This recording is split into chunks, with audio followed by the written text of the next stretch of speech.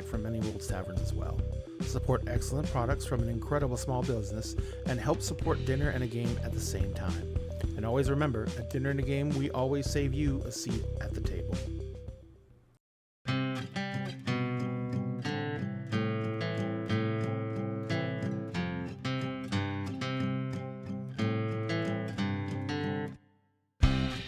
When I sit across the table from you, once a week, a month, or like every 6 months, depending on people's schedules. Oh, the clicky dice in our crew keep me warm inside before we smack down an evil cold just to gain a level. And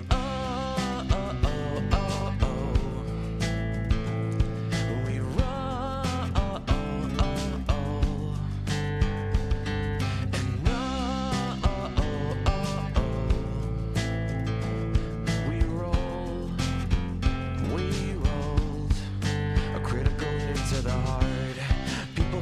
Forget how to play, but not us, no. We laugh due to a dad joke or innuendo. Probably it's how every adventure that we create is our own cinematic universe, and it ties us together, and we will never forget.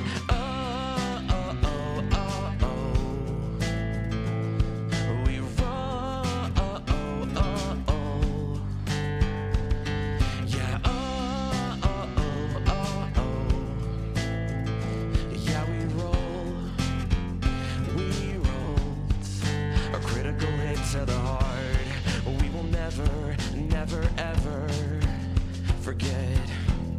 We will never, never, ever forget. We will never, never, ever forget. We will never, never, ever forget.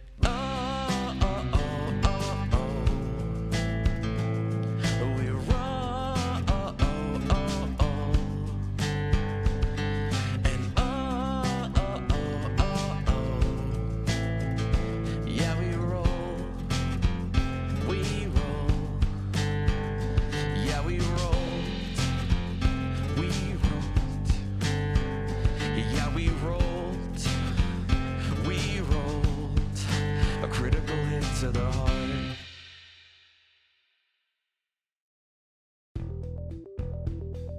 Dinner and a Game and Many Worlds Taverns have partnered together to bring incredible teas and coffees to the Dagger family. And now you can get 10% off of your orders when you use the promotional code Dinner and a Game, all one word, no spaces, at checkout. And if you use our link, ManyWorldsTaverns.com/Dinner and a Game, we get a little bit back from Many Worlds Taverns as well.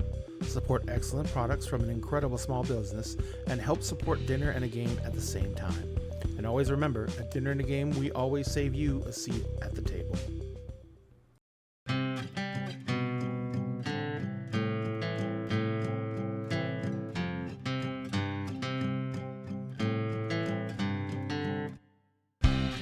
When I sit across the table from you, once a week, a month, or like every 6 months, depending on people's schedules. Oh, the clickety-clack of dice in our crew keep me warm inside before we smack down an evil cold just to gain a level.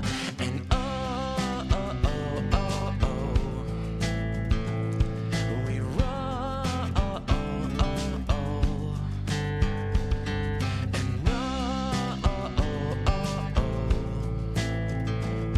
we roll. We rolled a critical hit to the heart. People grow up, forget how to play, but not us, no. We laugh due to a dad joke or innuendo. Probably it's how every adventure that we create is our own cinematic universe, and it ties us together.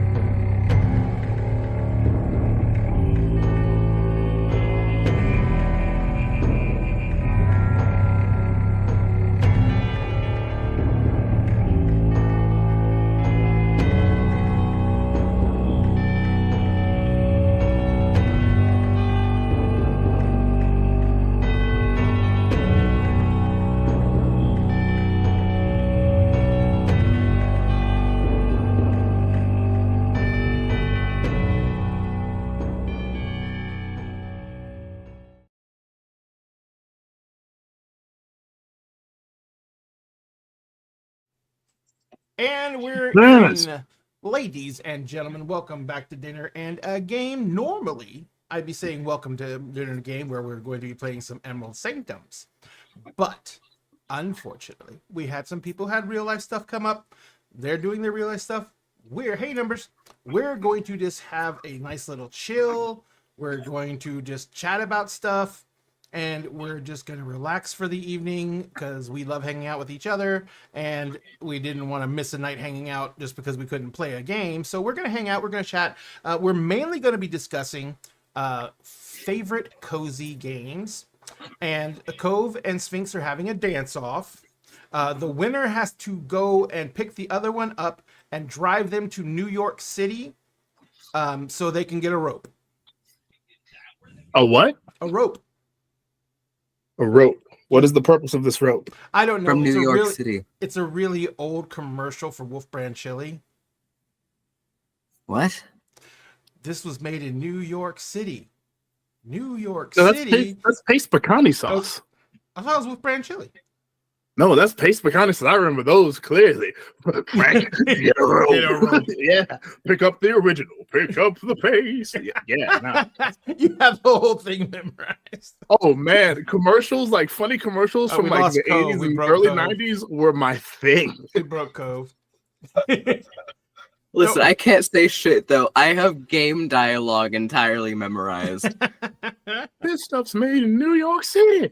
New York City. Get a rope. Frank, So get anyway, a rope. so what we're going to do tonight was we're literally going to be chilling, chatting, relaxing. If you guys in chat want to throw in any suggestions, we will also be taking suggestions to look at things. Wolf Brand Chili is reportedly the first ever pre-made chili. Oh, I have no idea. Oh, I forgot the Twitch was something I could actually go pull up. Oops. What happened? I Oh my forgot the God. Twitch was an actual thing.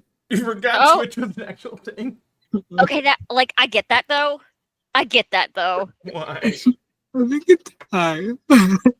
Like yesterday, I was like, okay, let's hit start streaming, and then my brain just automatically shut off. It's like, okay, we're just playing a game. We're on a live stream. Oh shit, we are, aren't we? Yep, that's how you know you're just doing too much. When I you opened Mhm, this fucking game.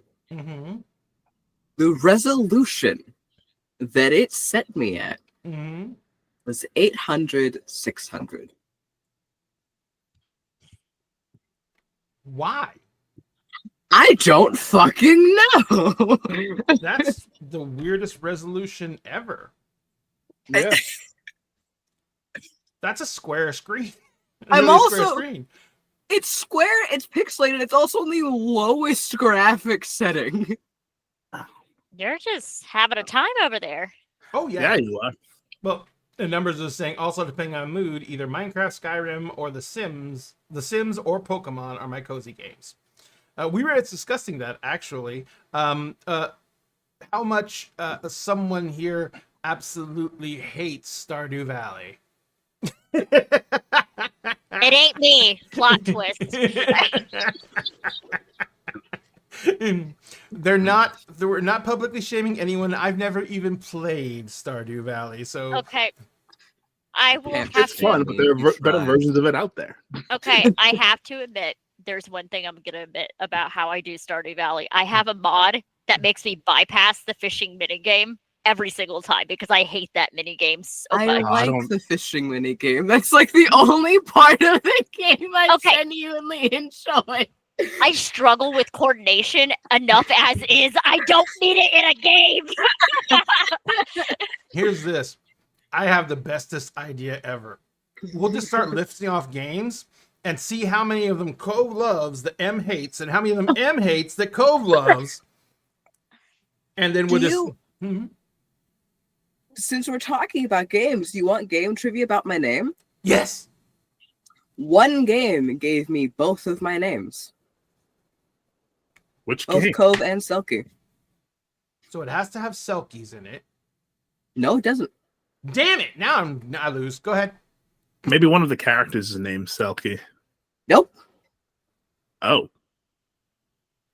Is it the name of the game? Nope. It's a video game, yes? Correct. Okay. It's a dating sim. Oh my god, now I The can't visual remember that. novel dating sim. Oh, now I don't know. I had one, but it's not a visual novel dating sim, so. All right, go ahead. What is it? Yeah, what is it? It is also my favorite dating sim of all time. It is called Our Life Beginnings and Always, where you get to romance the main love interest, whose name is Cove Holden. Oh. Dope.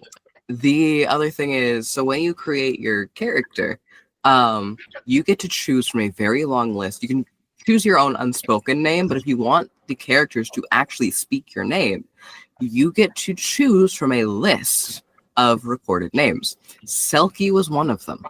And I liked the way that this fictional character said that name at me so much that I took it. That I just up and took it. But Sometimes it do be like that. the game follows you and Cove from your childhood up to adulthood, and you get to see how the relationship grows from friendship and onward through different stages of life, and choices you make actually impact the romance interest's personality. And so you have so many choices you can make. You have so many customization options. You unlock more customization options as you age up, because you get to recustomize your character every time you unlock a new age chapter. It's just very immersive. It's very, very heartfelt. It's absolutely phenomenal. I cannot recommend it enough. But it gave me both of my names. Dun, dun, dun. Cool. That's my And trivia. Numbers said that every harvest moon is better than Stardew Valley. Fight me. I can't deny that. I won't. I have no reason to fight you on that because it's objectively true. I hate them equally. So that game sounds really interesting though, Cove, because it kind of reminds me of romance novels. Because it's very much, usually romance novels are either like the really fast, dirty romance novels that involve some kind of action sequence, or they're those long burn romance novels where like you're looking at especially the historical romance novels. You're looking at this relationship growing over time, and then all the shit that happens in between it. So that kind of reminds me of that. Another thing about the game is, despite the fact that it's a dating sim, you don't have to enter into a relationship ever. You can go the entire game playing an asexual, aromantic character, and you can actually have that as part of the game. So you just end up like really good friends? Yeah, you can end up just as best friends, and see how the story progresses from there. There's also, so you have like the different seasons of your life where you're at different ages, and certain people are going to come and go from your life during these times, and there are a few side romances that you can do with these people who are in your life for a season or two, and it's done very, very well. That sounds like a lot of fucking dialogue. It is so much dialogue. There's so many options. Choices actually do fucking matter. I was just gonna say, comparatively, another game that has a really huge, cool. but another game that has a huge amount of dialogue is the new D&D one. God, my brain's gone sideways. Baldur's Gate 3? Yeah, but it only has so much dialogue because there's so many separate individual characters, and it's a long game. This is like going to be a limited amount of characters that are going through the lifespan with you, but they're going to talk so fucking much because it's just a role play game. That is probably going to be more dialogue than Baldur's Gate had. It is so much. It goes so in depth. It deals with so many different issues.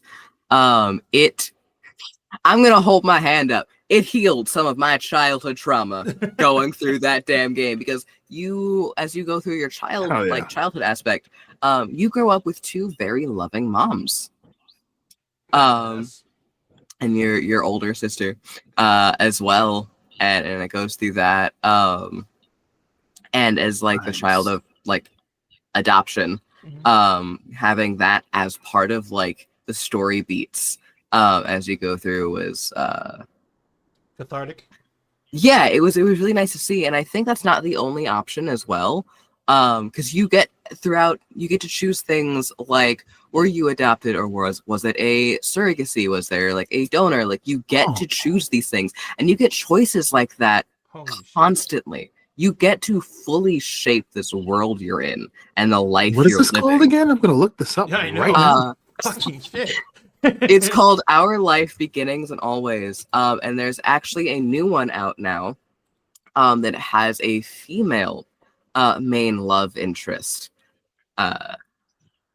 Because the thing with Our Life is all of the romance options, love interests are male. But with the new one that I cannot remember the name of, And let me for look it up those- on Steam real For quick. anyone in chat who may be interested, I'm gonna. Is put it the Our link in Life chat. Now and Forever? Our Life Now and Forever. Yes. But all of the love interests are going to be female. Another thing about Beginnings and Always is your character can be trans. Your character can be non-binary.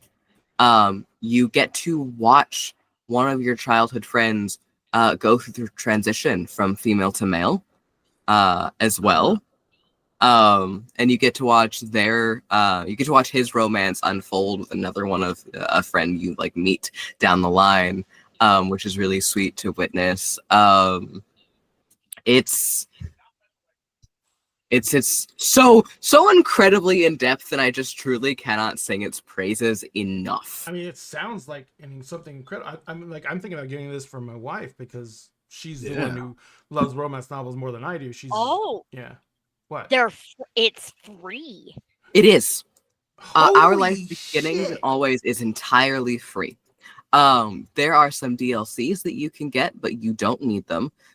So the DLCs you can get is Cove's wedding story, so you can get married. And oh my god, that made me sob. You get to design your wedding in its entirety.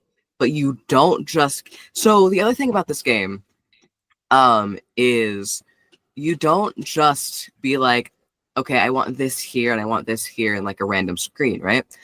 You designing the wedding and making these choices is fit into the narrative. You're never just pulled out to make these choices and then you're pushed back in after like pause has been pushed or something. Absolutely not. All of it is within narrative. And so it feels real and it feels smooth. And you actually go to like a wedding planner and you actually go and pick out like what food options you want at your wedding.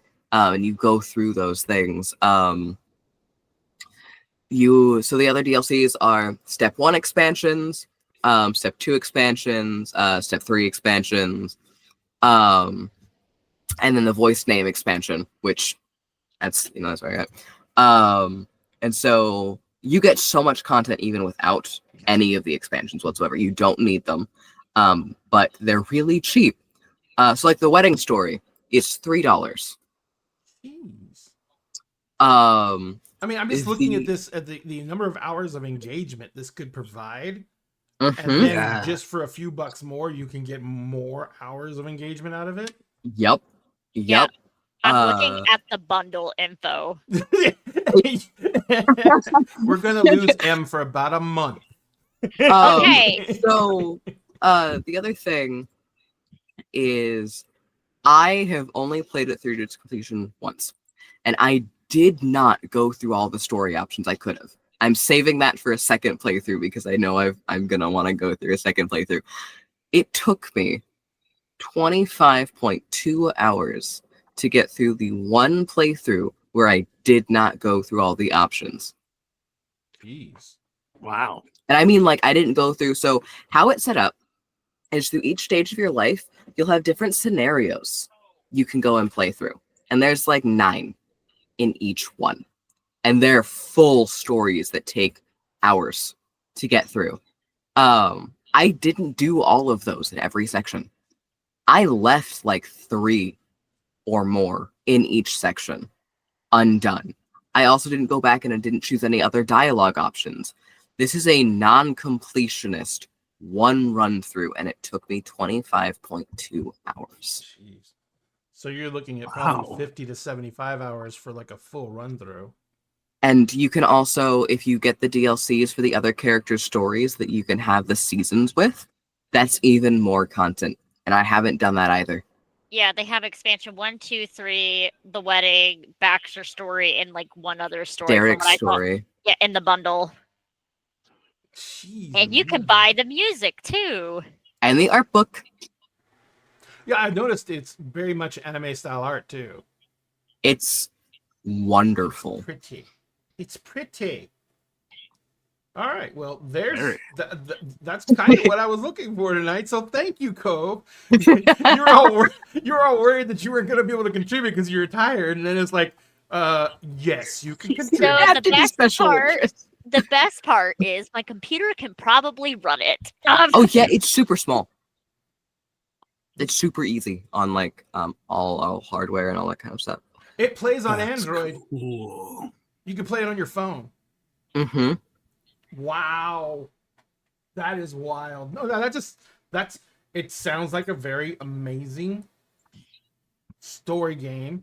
That is, like I said, if you are a fan of romance novels or anything along those lines, it is a very long-term romance novel situation. And not even just dramas in general. But one of the things I noticed in the description, it's like there's actually two kind of ways to play it.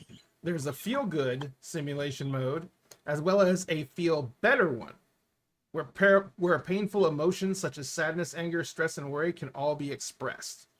So it's got like, if you just want something really light, you can just put on the feel-good mode, and you're just going to get the lightest dialogues and everything like that. But you can make it more engaging, and turn it into different modes. So that's wild. That's great too. I mean, this is one of those things. Yeah, this is one of those things that can really provide you with some quality entertainment that can be very, as Cove said, can possibly be very cathartic. That's nice. Thank you, Cove. Yeah. That almost makes me emotional because that's a very good, cool game. You will cry in every section. Don't know if I want to cry. You will. I You will want I to. will want to cry. You will want to, and you will. Like, It'll be my Oh. final test to see if I'm a sociopath or not. my empathy is the only thing keeping me from sociopathy. Yep. That's funny. But anyway, that's amazing. Thank you so much, Go. I was going to say something about the Walking Dead game and one of the characters in that, but no. So that is really badass. What we're doing is we are kind of focusing on casual games and casual gameplays and everything like that. Like Number said in the beginning, everyone has their favorite casuals. Some of what people consider to be a casual game aren't really casuals because Numbers listed Skyrim as one of his casuals. No. And Skyrim is one of those games that even now people are just discovering Skyrim for the first time. And if they're friends of yours, they're going to disappear from your life for a little You bit can if they disappear like for a while. Yeah. because that game is just terrifyingly engaging.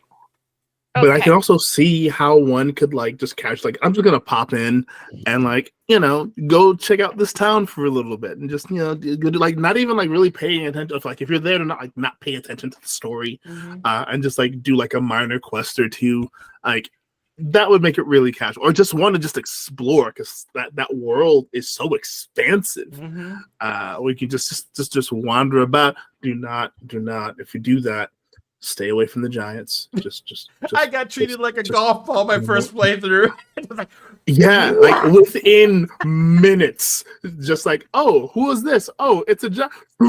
Yep, it was the best scene ever. I was laughing for 30 minutes. I couldn't even continue playing the game because all I remember is seeing my player model cartwheeling. Just ragdolling, just what is this? And that's how I knew I was gonna love this game. Oh, and I was on a horse, so it was me and the horse. I love it. What were you I gonna love say, it. Em?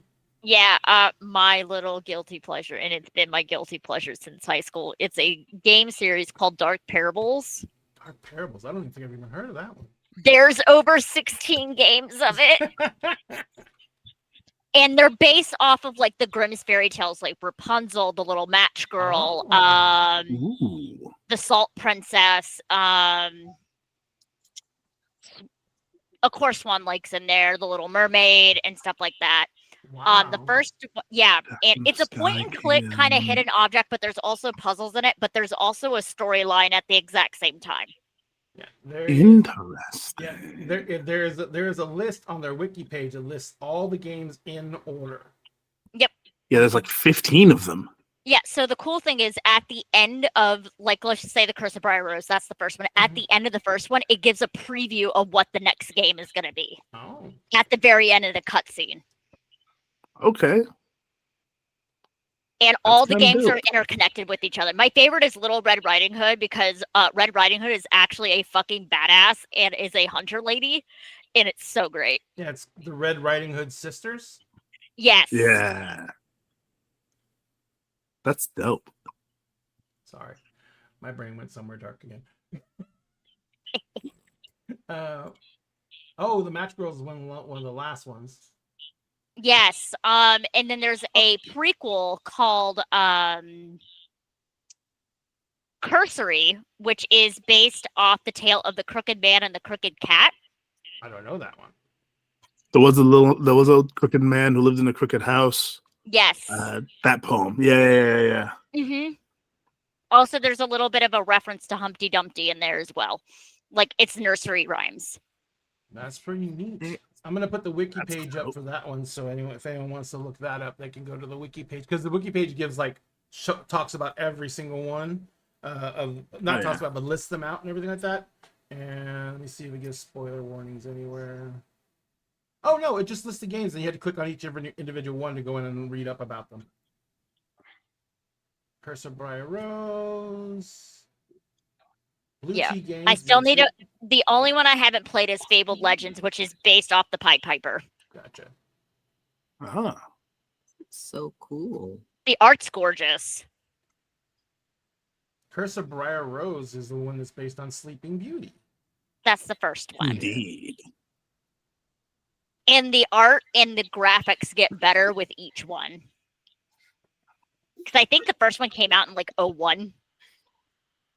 Oh, and Or your 2000. character Not been born. is the fairy tale detective. Yes. So And Cool. so it's and at not the just a beginning of read every through and game- you watch the characters do their thing. This is where you have an interactive motif Mhm. in it. So got it. yeah. At the beginning of every game, you get knocked off your horse. That's just a tradition. This is Um, so don't bother with any riding skill because apparently you're just going to get knocked off your horse. Out of all of them, I would say my favorite is besides the Red Riding Hood sisters, the other one is Jack in the Sky Kingdom. Because yep, it's based off of Jack and the Beanstalk. Gotcha. No, I was just reading what Numbers said. He says how he plays Skyrim as a casual game. He plays it basically as a hunting simulator. He just wanders around, kills game, goes back to town, sells the game, buys more arrows, goes back to hunting. Hey, that's the nice thing about Skyrim. You can do crafting. You can do just like you said, hunting and survival style games. You can do exploration. You can do, and then there's all the different plot lines and threads. So that's why I'm saying Skyrim's like stupid immersive. I was a massive, and this is not Tiny Cozy Games, but I was a massive fan of MMOs. I started playing them with Ultima Online back in the 90s. And that was so long ago. It was a 2D top-down MMO. I remember that one. Yep. And I played like tons of MMOs, but it used to be that MMOs were like Second Life, it's just like you step out of your real life and you step in the MMO, and because it was kind of like what we have with all our different streaming groups is because you have all these friends that we meet through streaming our games together. It was the same thing in MMOs. You'd have all these people you meet. You'd form different groups, guilds, unions, whatever they were called in your game, and then you just go out and you do stuff together. And it was just like it was the onset of like hanging out digitally, but you had a very fantasy based avatar that you ran around doing shit with, and it was great. But that was used to be my casual stuff. Now I would say that I do things like if I want to just chill, and I'm going to relax. Minecraft is just one of those games where I can sign into it. I don't care if I have a world built or not. I never play creative, not because I don't want to do some building or anything like that, but because I need that extra added thing of being terrified of the dark. I need that extra threat value, and it's fun for me to do that. And it's just a fun game in general. And the fact that you can do mods on a Java version and you can just change things up and you can crank up the difficulty. You can do anything you want to do with Minecraft because there's so much stuff that's been released for it. And so it's just like a great way to just like throw your brain out there and just let it go. There was a game that came out called Dual Universe, and that game was by a French gaming company. It was in development forever. I don't even know if it's still around or not. I have it. Dual Universe. It is still around. Yeah, its initial release was September 19th, 2022. And it was in beta it just got released officially like in January of this year. So it was in beta for 2 full years. And that's how we played it. And it changed so drastically through beta. It's an exploration game. There's this and it's an open world. Open universe actually, which basically means you can go from planet to planet to planet to planet. You can set up bases on different planets. You can claim territory in different areas. One of the things they were moving up to is PvP. They had only gotten PvP started in space, so you would you could create your own craft, like literally using voxels, mold shapes with it, and then actually create your own spaceships. And so basically, Star Wars-esque like dogfighting. Yes, and either you could make money and go buy generic parts, like generic engines and stuff like that from the vendor, or you could buy specialty engine that other players spent their time learning how to make and building up their skill stats to make special engines. Like you would have a faster than light drive A, which is just a generic. Then you had player B's faster than light drive, which used 20% less fuel because he researched that. Nice. So all the stuff got, or you could have standard thruster engines that put out 60% more thrust, and then it was so detailed.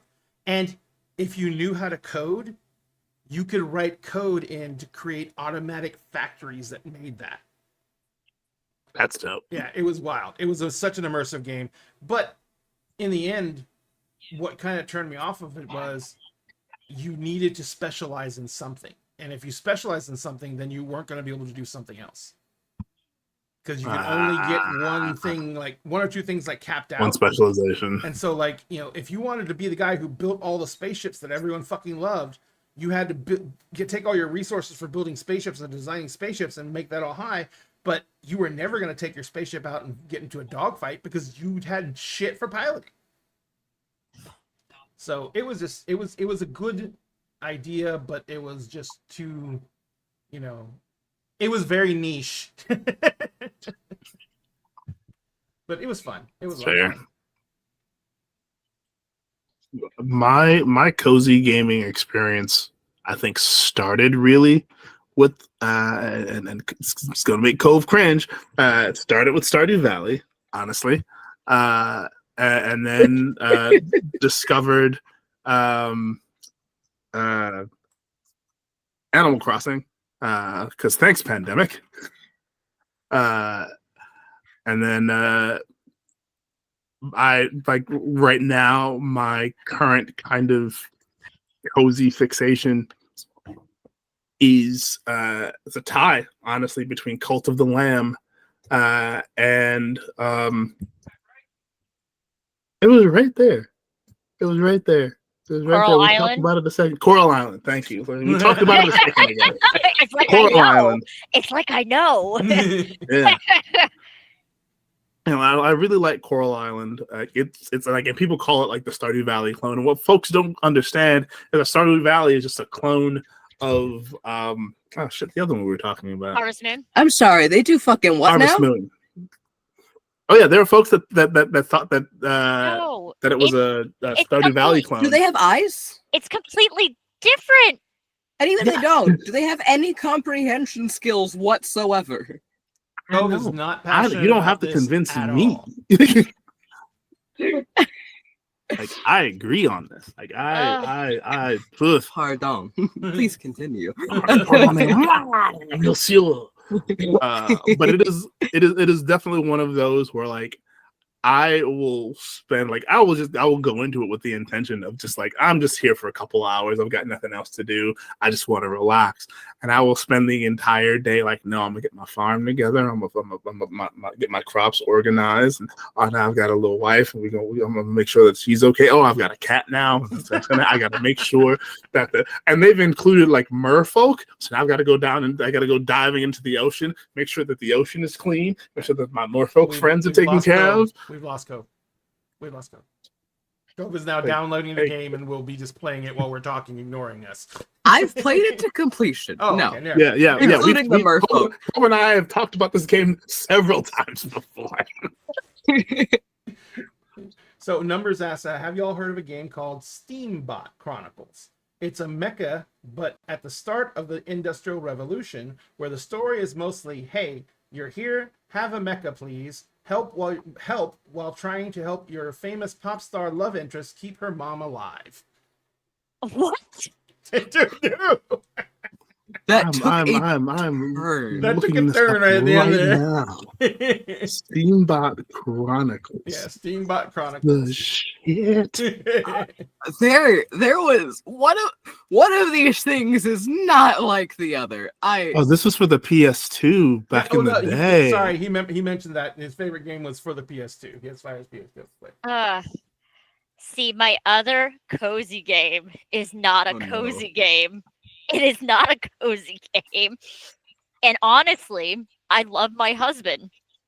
It has caused fights in our marriage. That's a good game. That's a good game. Anything in the Monster Hunter franchise. Especially when we co-op. See, I summoned my husband.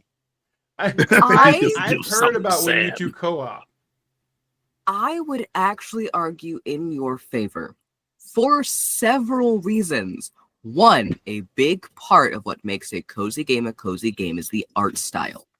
I love the it. art style I is love gorgeous. the art style. Actually, I'm most excited for the new one, Wilds, and I've been watching the trailers for it, and it's open world. It is 100% open world. The other reason why I would also consider it a cozy game are the are they called Palmutes? The Palicos. Palicos. The fucking Palicos. The Palicos are the most adorable thing I've ever seen, and I want one. I want a whole fleet of them to live with me.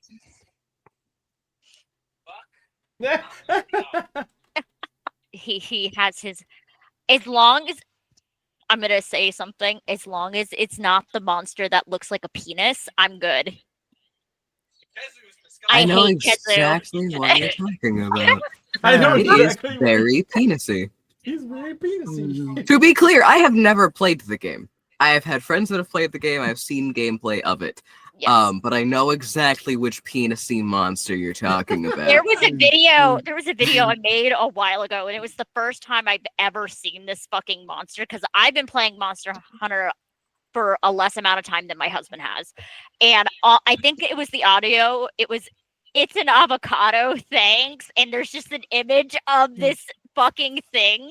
And then I made another one the next day about the big armadillo-looking one in the most recent Monster Hunter, and I did the roly poly oly audio. That was when I had my teal hair, the really long hair that I had. That was like 2021. Mm-hmm. Okay.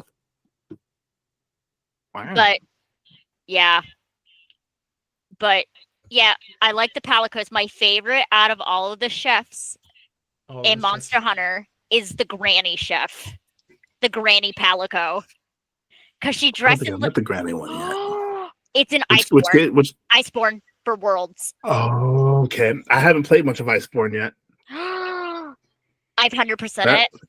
I may have to re-download World and because I liked World a lot.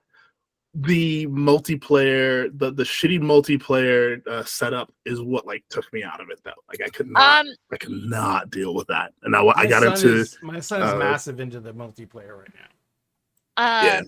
No, my favorite. See, I did the game with the most difficult weapon there is to do with game solo for World, and that is bow. You would. I could see that. Now, when World first came out, my husband was at work and we had it on the PlayStation. And this is when my husband and I weren't married yet. I called his best friend to co-op with me, and he was so mad because I beat the core game because Iceborne wasn't out yet. I beat the game before my husband even got to play 1 hour of it. And Sam was Awesome. so mad. And then he called his best friend. He's like, yeah, Em and I have been playing this like for the past 3 days while you're at work. And he's like, what? He's like, my best friend betrayed me. With my best friend, Em. With my best friend. When World first came out, about how Jonathan and I just fucking tanked it through. That's its own type of betrayal. Mm-hmm. Oh, for gamer That is couples? worthy Yeah. of a J. That is J drama worthy. Oh yeah. Yes. Absolutely. And yes, hello, Blister Bean. We're discussing basically what our favorite cozy games are, and we're kind of just it's an open thing. You know, you don't have to qualify because like somebody numbers actually listed Skyrim as one of his cozy games. It's just something that you like to play when you don't want to really invest a lot into the game, and you want to just relax and go. I would disagree on part of that. What's that? I think it's when you want to relax, when you want to go, but I would disagree on when you don't want to invest a lot in a game. It's a different type of investment, but it is definitely still investment. Gotcha. Because otherwise, our life wouldn't be on there. And the other one that I'm going to have to go into at some point, but I'm giving y'all some leeway before I do, also would not be there. Okay. Oh, Sweet Tea Special. No. Nintendogs. Nintendogs, really? I have a story about that once you're done. Oh no. Mind you, it is hard to find that game anywhere now. It really is. No. And that was like high school M. It got me out of a lot of depression because I was like, oh yes, there's a little dog. I can take care of an animal. Mind you, I had a cat, a big butterball known as Wolfie. Yes, it was named after the cat from the Barbie movie. I love you. But yes, Nintendogs was one of those. Granted, the walking portion always aggravated me so much. Why? Because every so often you'll come across like a little gift or anything and you have to yank back on the leash and you will always miss it by like so much and you can't drag the dog back to it. Yep. Number's saying he misses his Nintendogs. What about you, Blister Bean? Do you have a cozy? It's asking someone in chat. So let me see. What? Before we move on, I'm going to tell my very your brief Nintendog story. Go for it, please. When I was in middle school, loved my Nintendo DS Lite because that's what I would play everything on, and it was pink. That's irrelevant to the story, but I like the detail. Anyway, and Nintendogs was one that I got really invested in for a really long time.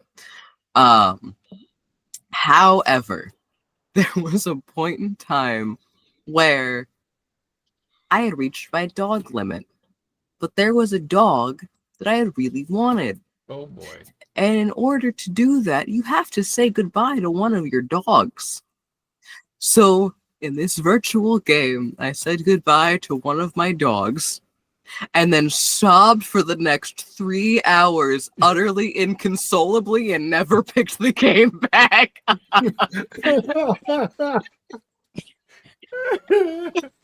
Oh. Yep. That is worthy. That is worthy. I was devastated by my own actions, and I never recovered. Oh my god.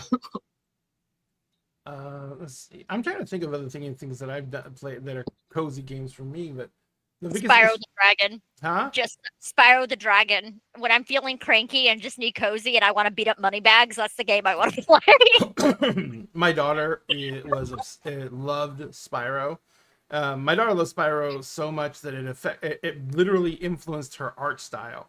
So like, Oh, wow. she like draws everything kind of in that art style.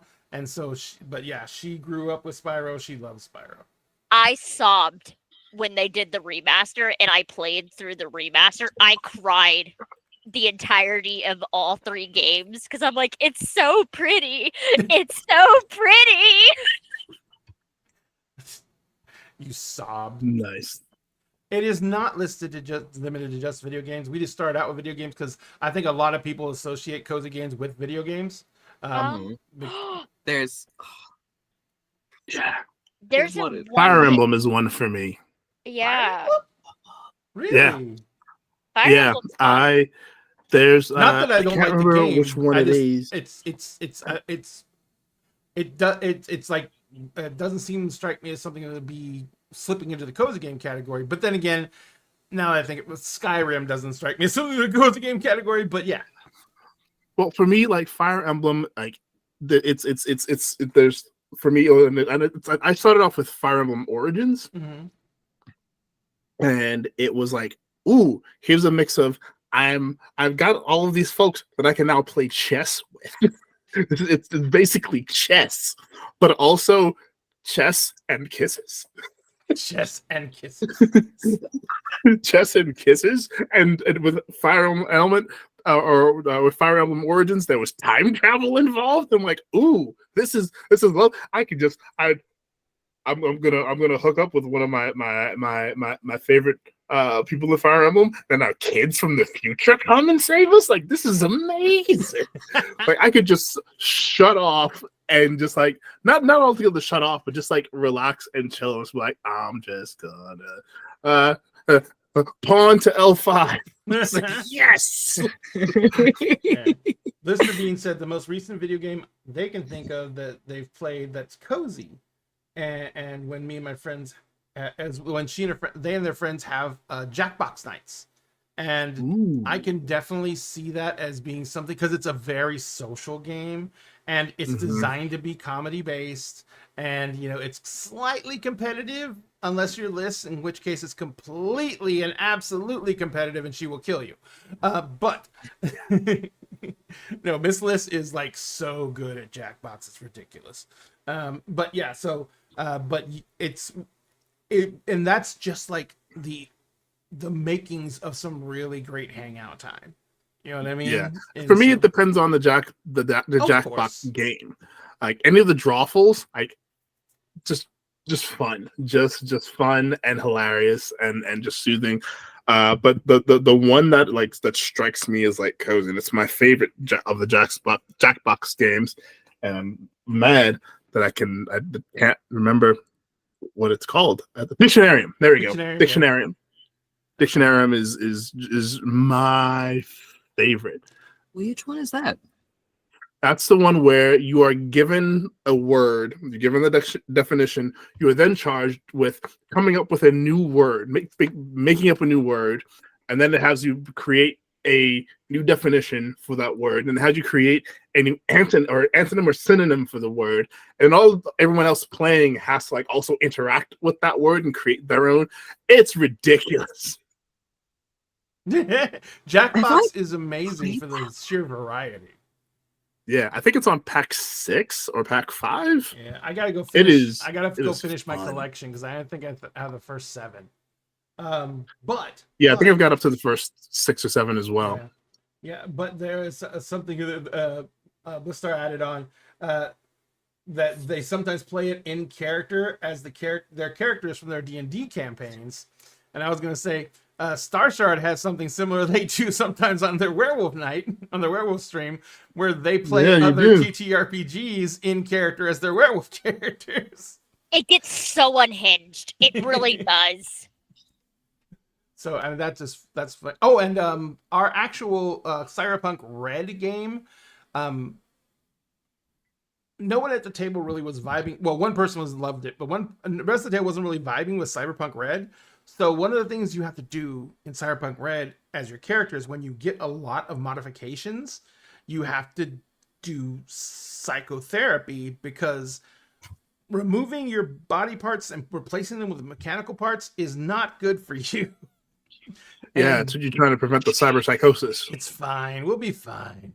But yeah. So you go to therapy, and so what they're doing in the game is, because we wanted to transition out. We're now playing a bunch of other like one shots and short campaigns, playing other video games, and it's part of them jumping into the simulators for their therapy sessions, and playing the games are their therapy sessions.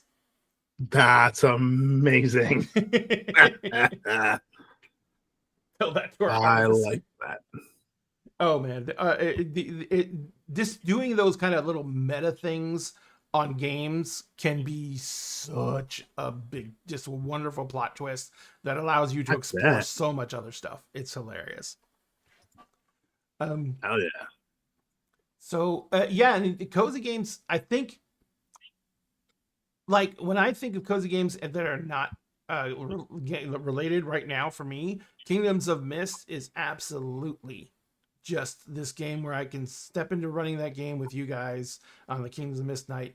And that game is just like, everyone is such a massive iconic representation of archetypes. Like you have your dad figure. You have like your innocent princess who turned into a killing machine. You have your cute, quiet one who may be crazy. They usually are. Yeah, and then you have your one who's absolutely determined to be the bad guy, but is in no way, shape, or form the bad guy. And then you have your one that is, the very weird one. I know that's your specialty, Cove. Hi. But who's a very weird one in Kingdoms of Mist? Callie. Oh yeah, you're right. You're right. Yeah, Callie is just. Yeah, wow. There's some therapy that needs to go down there. Some big therapy. Some therapy. I think just like some social exposure for the most part for Callie. I love. Callie spent her life underground. Yeah, I love. Lady Vamp's tagline for Callie: "What happens when you take a wood elf and put it underground for 80 years?" Oh my god! And she's like, "It grows fungus." It grows fungus that it talks to. Yeah, that's exactly. Yeah. If we're talking about cozy TTRPGs, hi, I do a lot of solo TTRPG stuff. Solo TTRPGs, yeah. One of my favorite right now is called Apothecaria. Oh, I don't know that one. Okay, don't know that one. So it's a little solo TTRPG, and you are working for this potion master, and all of a sudden they go missing. So your whole thing is trying to keep the shop going and help the villagers with ailments and stuff. And you get the potion items, and you actually go exploring to different areas. And depending on the season is how rare or how scarce or how abundant those ingredients are. Okay. You just need a deck of cards. That's literally it. Or you just need to deck someone. That's You dope. need to deck someone. That's it. That's it. You may need to deck somebody. That's the whole thing. There's one that I'm gonna start soon called Grimoire. I just got Grimoire. I'm so hyped for that one.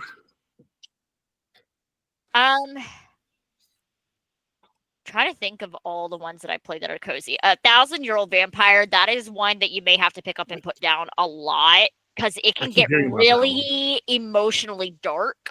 Mm-hmm. Okay. But also, it's a good way to actually look up historical events too, depending on what time era you make your vampire from. That was like a journaling RPG, right? It is. Yeah. Yeah. I remember when you did a review of that on your on the Starfield. I would play it again. Which that series is coming back soon. Oh yeah, your T and solo TTRPGs. It's Yes. coming back again. Nice. Blister. Speaking of Blister- T, sorry. speaking of T and solo TTRPGs, there's a solo TTRPG called The Last Tea Shop that I highly recommend. That is so you- you right there. Yeah, you play and you basically run a tea shop that sits on the River Styx, Wow. and you are serving folks who are crossing over into the afterlife. You're basically giving them their last tea. Oh It is wow. So good. I'll shoot it over to you, Em. It is fantastic. Because And, you like, know, every you and day- I's buys for like solo cozy games are like eerily similar. So we're Yeah, like, yeah.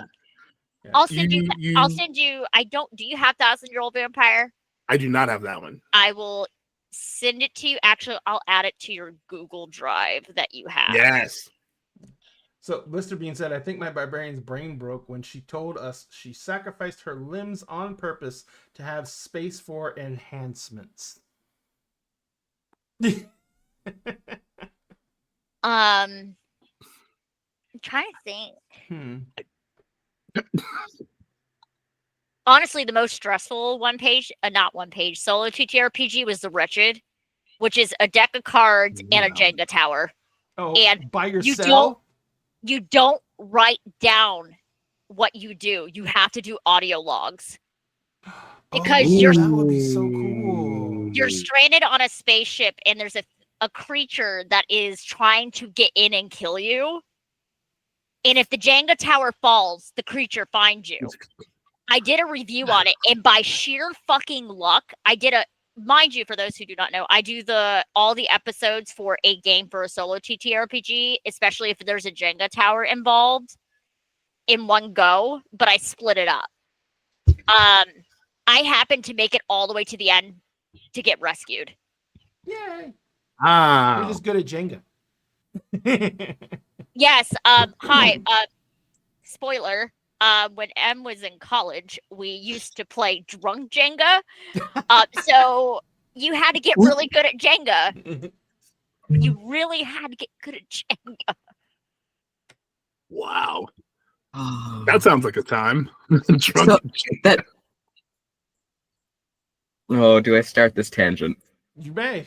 Tangents? Do it. This is Chaos Night. It's gonna be a full tangent. It's gonna go into another cozy game, and I think we all know which one it's about to go into. Is it the one what week it is? Yes. Yeah. Okay. Okay, go. Go. You've been waiting. Go. I love it's like floodgates opened. So you talking about drunk Jenga reminded me of something that happens in Life is Strange Before the Storm. Talking about cozy games, but then also talking about cozy TTRPGs. So at two different points, once in Life is Strange Before the Storm, and then once in Life is Strange True Colors, you get to either play D&D or you get to LARP. So in True Colors, you play D&D within the game that you're playing, and in True Colors, you LARP for a full chapter. And so it's a cozy TTRPG within another cozy game. And while I very much so consider the Life is Strange games very cozy, they're also so extraordinarily fucked up, and you just can't escape that. And so it has such a nice cozy like autumnal vibe in Life is Strange, and it's so nice. And Before the Storm is more like springtime, and then True Colors is also like spring and summer, and it's all beautiful and it's aesthetic, and the cozy vibes are out the wazoo, and the trauma is equal in all of them. Life is Strange is the game series that is my like my game series above all game series. It is the game series that surpassed Dragon Age.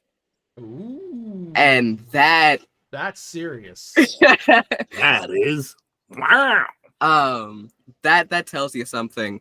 The only other game that has surpassed Dragon Age, the series has not, but the one game has, is Our Life. Like, my cozy games are the only ones, and then right under those, Dragon Age. in my third space, but Life is Strange. For those who don't know, what it is a how do I describe this? They're all mysteries. In some way, shape, or form, in each game, you are going to end up solving a mystery, or find yourself involved in a mystery. But you're also just living life, or doing your goddamnedest to. And so in the first game, you're looking for someone.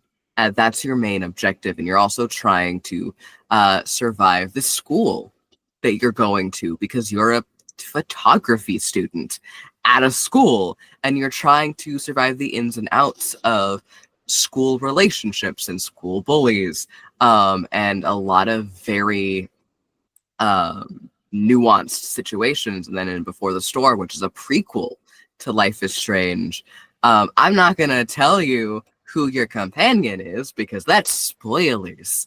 But you get to play through some people who you saw as not as either just word of mouth characters, or as the person who was your companion in the first game. You get to play as the companion from the first game.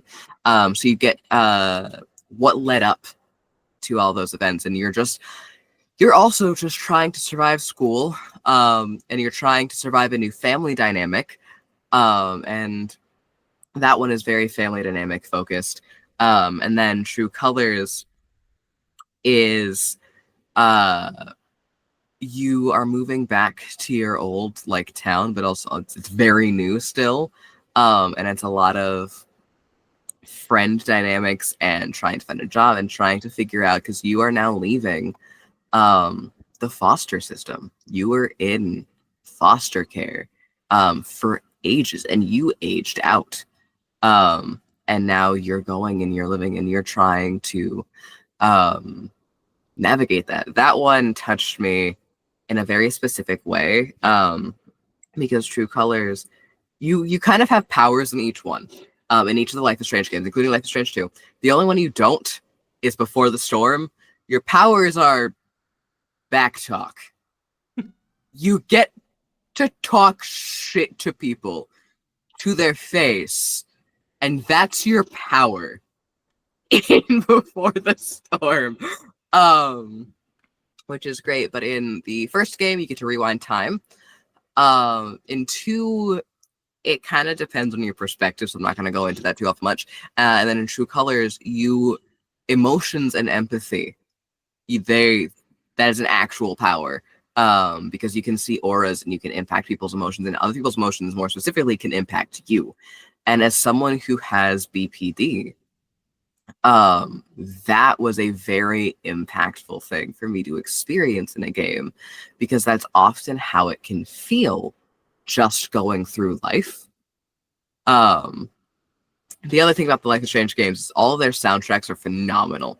If you ever want to hear the Pacific Northwest just in a game, in audio format, their their soundtracks are all available on Spotify and everything, and that's how you do it. He ain't wrong. As someone else who lives in the Pacific Northwest, he ain't wrong. He ain't wrong. I know. And all the Life is Strange games are connected. Every single one. So Life is Strange, Before the Storm, and Life is Strange are obviously the most connected, but you play as entirely separate characters in 2 and then in True Colors, but they're all in the same world, and you get references to events that have happened in past games. And characters that you've seen in other games come back and interact. And it's just I don't know how to. I'm gonna be fully honest. Like, Our Life Beginnings and Always, I can explain in a way that does the game at least some justice. Life is Strange, I cannot explain in any way that truly does the game justice.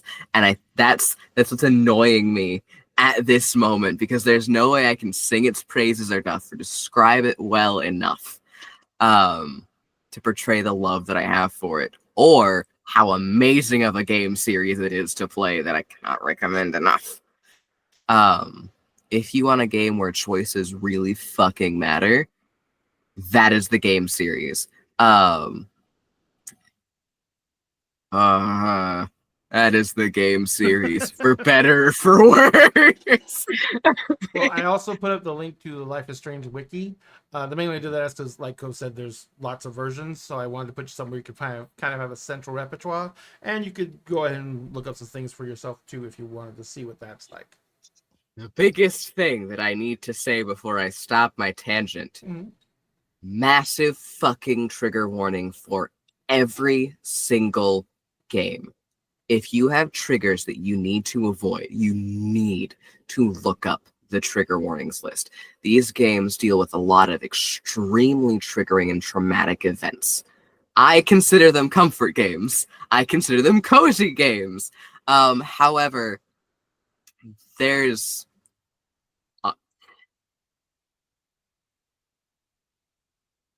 it's almost as though if you can think of a trigger, it's a potential to encounter in at least one of the games. But it's done in a way that is not disrespectful. It is done in a very real and realistic way to life. And it's not there, it's never there for shock value. You don't have to worry about like horror porn or shock value or just nothing like that. They won't do that to you. Gotcha. But trigger warnings, please be safe. I love these games, but dear gods. It's still going to be an emotional journey. And if it's going to those places, you're going to have the emotional journey to go through. So yeah, trigger warnings are very appropriate. Blister Bean said about their barbarian, so that was before she literally traded away her common sense to the god of equivalent exchange. That's a neat god. The god of equivalent exchange. That's weird. To have her physical body match her identity, and then that trans pride symbol. That's a Full Metal Alchemist callback if I've ever heard one. Not the barbarian. That's even more Full Metal Alchemist. It was the artificer. But yeah, so let's think. There's cozy games are obviously things that people hold very dear to them in some way, shape, or form. Because either they happens to come out at a time in your life when you needed them, or they're just this overall thing that you bonded with either over time or instantly, that came to mean things that changed as you changed, and the game stayed relevant to you.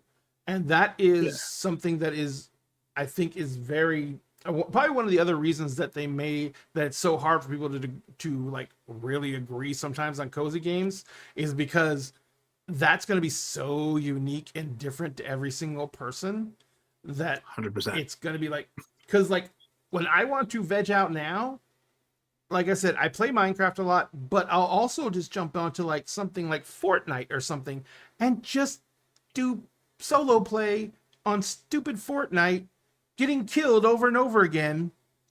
But it's still like at the end of the game, and when I sign out for the night, I'm just like, I have fun. I'll go to bed. You know what I mean? And it's just like and that doesn't make any sense why that would be cozy.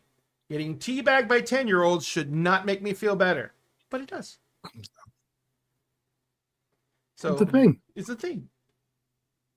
So it's really super dependent on how a game makes you feel overall. Yeah, how it makes you feel and how you interact with it. Mm-hmm. Yeah, which means any game can be a cozy game, and likely can. is for at least one person. And I think kind of going down that same line, so our personal experiences shape how we view the world so incredibly much. And there might be one thing we've experienced that we never want to experience again in any kind of game format, but there might be another thing that someone might consider on the same level that we find comforting to see represented or to deal with. And I think that also kind of falls into that cozy game Yes. line and spectrum, the cozy game spectrum. That's what it is. It's like a gender spectrum. Gotcha. And I will say this: there's something incredible that is, and this goes with a lot of the games you've been pointing out, Cove. There is in the cozy game sphere, there is a lot more acceptance of like the LGBTQI community, the trans community. There's a lot more authors and creators in that space who literally make sure that they have representation in the game, all the way down to, like Cove said, being able to make the main character trans or LGBTQ that way, or just ace, that way. All the there's much more in that. It seems to be there's much more in that industry that tries to help people identify with their characters than there is in a lot of any other industries. Even the tabletop role-playing games, it's hard to find stuff in like core books and rules and sets and everything like that to give you any real representation on the culture that goes around with being LGBTQ or being trans or being like ace or anything like that, because it's still not a readily accepted thing throughout society. It's much more accepted now, but it's still not to the point where you're going to see that dropped in the latest issue of Dragon magazine or whatever, and it's good to see at least one industry really taking those steps to kind of give that level of representation to those groups. So something that I'm going to go into, but then I actually want to hear from you guys as well. So I may not be able to describe the Life is Strange games very well, but I can describe how they impacted me a lot better. And something, after I go into a little spiel about it, I want to hear if you guys are comfortable sharing how a particular game has impacted you. Maybe not in the same way, obviously, but still like in general, because games are impactful. That's part of the reason why we play them, is to be impacted in some way, shape, or form. But I, for as bad as I am at describing the games, they left such a fundamental mark upon my life. There are two game series that saved my life at different points. Dragon Age was the first, Life is Strange was the second. And without these two game franchises, I would not be here. And I'm very grateful to them for existing within the way that they did, and in the way that they do. But for Life is Strange in particular, and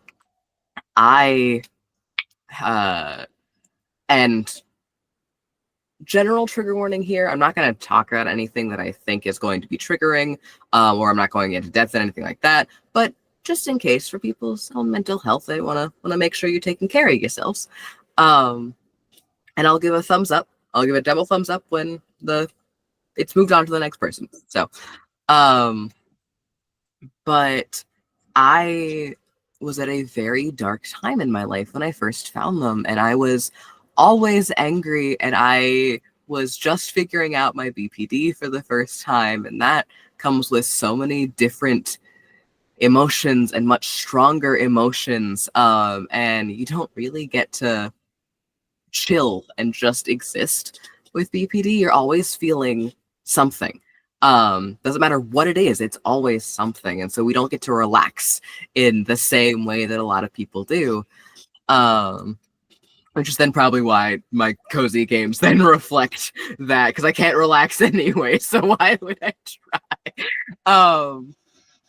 But I was also figuring out my sexuality sort of around that time, and I hadn't found any games in which I hadn't found much where I was attracted or thought I was attracted to any of the women. And Life is Strange was actually the first game series in which I was undeniably attracted to the women in that game. And with that, Chloe Price was my first ever video game crush. Because first ever female video game crush. And holy hell, that blue-haired hunk of a girl took my absolute breath away. And then I saw her in the remastered this past year. I gayed all over again. It was a whole thing. But the games dealt with situations in my life that I had already dealt with, and that I hadn't seen addressed anywhere else. Because a lot of times in media, people are like, "Oh, don't touch that. You can't touch that. You're gonna do it wrong," or people want this to be a break. You want it as an escape, and it's not talked about. And then if it is talked about, that's all it is. And there's no nuance to it. And these games didn't do that. You had life outside of it. But these things still happened, and they still impacted things moving forward. And that was a very cathartic thing to experience in something that I was able to impact and interact with. And the characters were also just felt so real at a time where I felt so lonely that I didn't feel so alone in those moments. And then in Before the Storm, I found a character that I connected with so incredibly deeply, so deeply, in fact, that one of her tattoos ended up being my first ever tattoo. And Rachel Amber is the only video game character that I have done a podcast episode about. And she is a character I've cosplayed for Life is Strange week. I have posted my cosplays again. And what Life is Strange week is, since I keep fucking talking about it, on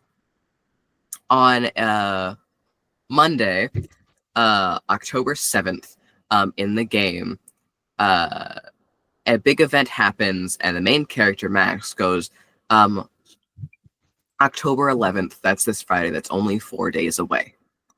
And this week follows the timeline events of the first game perfectly, and that is not happening again until 2030. And so this week, to celebrate these games, is a very big week for me. And so I'm getting, funny enough, I'm starting my new Life is Strange tattoos this Friday, the day of the storm in game. And that is not a spoiler, because you start out in that damn storm the second you open that game. But yeah, the characters and the story, and seeing LGBT representation, and seeing trauma representation, and seeing just real life events, but that's not all life is represented in mental health representation is such a big part of all of the games, and you do not get mental health representation in a lot of other forms of media. Yeah. That was something that really stood out to me. If you want to see mental health representation, Very true. there's a very good game series for it. But it also gives you this in the slow environment it's not like a first person shooter. You're not being bombarded with shit constantly like in a horror game. You get to walk, you get to take in these things, and it's no less impactful for it. And so yeah, that's just it means a little bit to me, you know, just just a little bit. But that's what the best games do. They mean something. They mean more than just a simple game. What we're gonna do real quick though is before we get into everyone's replies, we're gonna do rebuttal. We're gonna fight over this, ladies and gentlemen. No, we're gonna take a quick break. I need to take care of something real fast, so we're gonna take a 10-minute break, and then we'll be right back, and we'll talk. We'll see what else everyone else has to say. We'll see you in 10, guys. Hang on. Where's my cursor? I just saw something light up. There it is. All right, we'll be right back.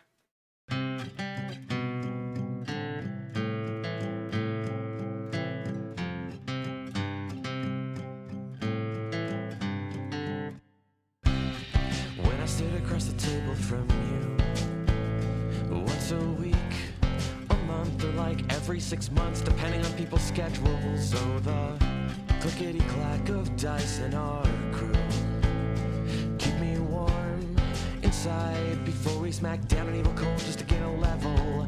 And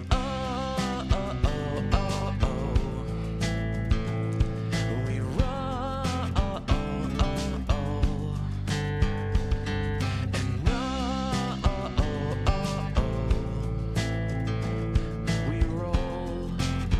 And we rolled a critical hit to the heart. People grow up, forget how to play, but not us, no. We laugh due to a dad joke or innuendo. Probably it's how every adventure that we create is our own cinematic universe, and it ties us together, and we will never forget.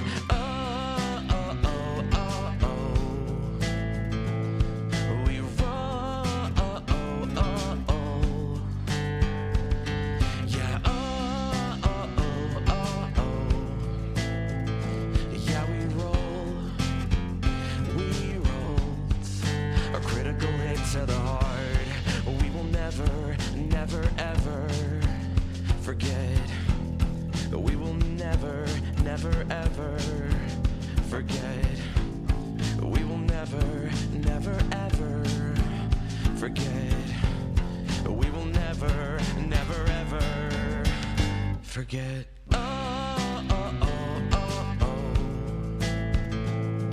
We roll. And yeah, we roll. We roll. Yeah, we rolled. We rolled. Yeah, we rolled. We rolled a critical hit to the heart.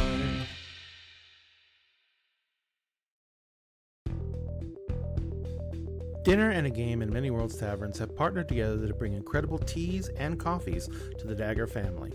And now you can get 10% off of your orders when you use the promotional code Dinner and a Game, all one word, no spaces, at checkout. And if you use our link, manyworldstaverns.com/dinner and a game, we get a little bit back from Many Worlds Taverns as well. Support excellent products from an incredible small business and help support Dinner and a Game at the same time. And always remember, at Dinner and a Game, we always save you a seat at the table.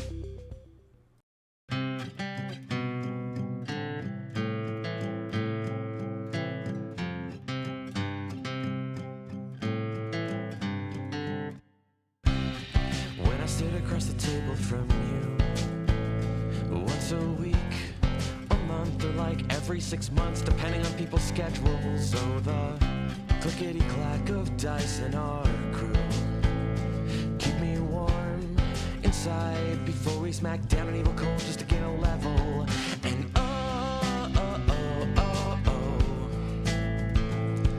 we roll. And we roll. We rolled a critical hit to the heart. People grow up, forget how to play, but not us, no. We laugh due to a dad joke or innuendo. Probably it's how every adventure that we create is our own cinematic universe, and it ties us together, and we will never forget. Oh, oh, oh, oh, oh. We roll. Oh, oh, oh, oh. Yeah. Oh, oh, oh, oh, oh. Yeah, we roll. We rolled a critical hit to the heart. We will never, never, ever forget. We will never, never, ever forget. We will never, never, ever forget. We will never, never, ever forget. Oh, oh, oh, oh, oh. We roll. Oh, oh, oh, oh. And oh, oh, oh, oh, oh. Yeah, we roll. We roll. Yeah, we rolled. We rolled. Yeah, we rolled. We rolled. A critical hit to the heart.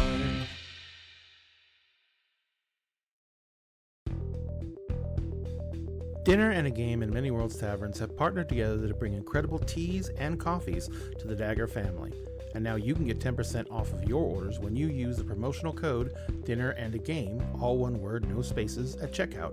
And if you use our link, manyworldstaverns.com/dinner and a game, we get a little bit back from Many Worlds Taverns as well.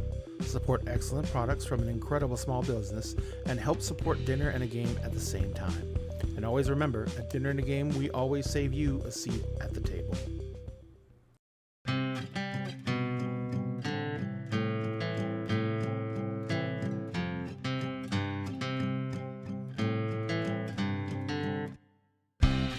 When I sit across the table from you, once a week, a month, or like every 6 months, depending on people's schedules. So the clickety-clack of dice in our crew keep me warm inside before we smack down an evil cold just to get a level.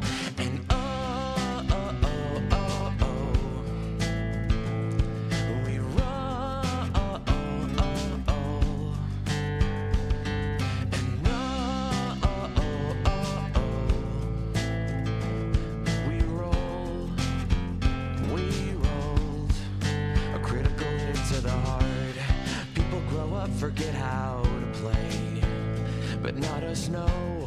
We laugh due to a dad joke or innuendo. Probably it's how every adventure that we create is our own cinematic universe, and it ties us together, and we will never forget. Oh, oh, oh, oh, oh. We roll. Oh, oh, oh, oh. Yeah. Oh, oh, oh, oh, oh. Yeah, we roll. We rolled a critical hit to the heart. We will never, never, ever forget. We will never, never, ever forget. We will never, never, ever forget. We will never, never, ever forget. Oh, oh, oh, oh, oh.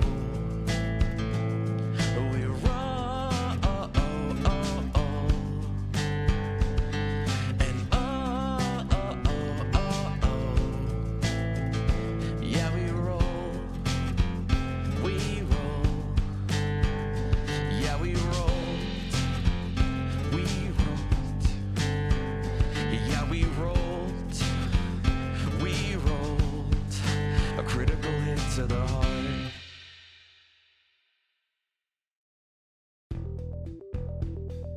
Dinner and a Game and Many Worlds Taverns have partnered together to bring incredible teas and coffees to the Dagger family. And now you can get 10% off of your orders when you use the promotional code Dinner and a Game, all one word, no spaces, at checkout. And if you use our link, manyworldstaverns.com/dinner and a game, we get a little bit back from Many Worlds Taverns as well. Support excellent products from an incredible small business and help support Dinner and a Game at the same time. And always remember, at Dinner and a Game, we always save you a seat at the table.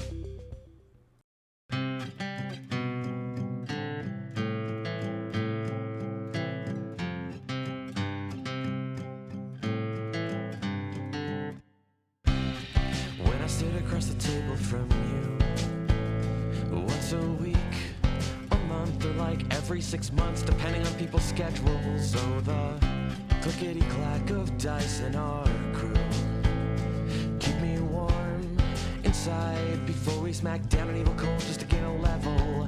And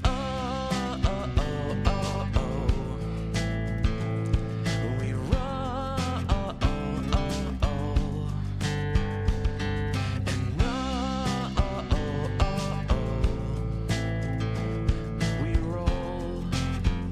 We rolled a critical hit to the heart.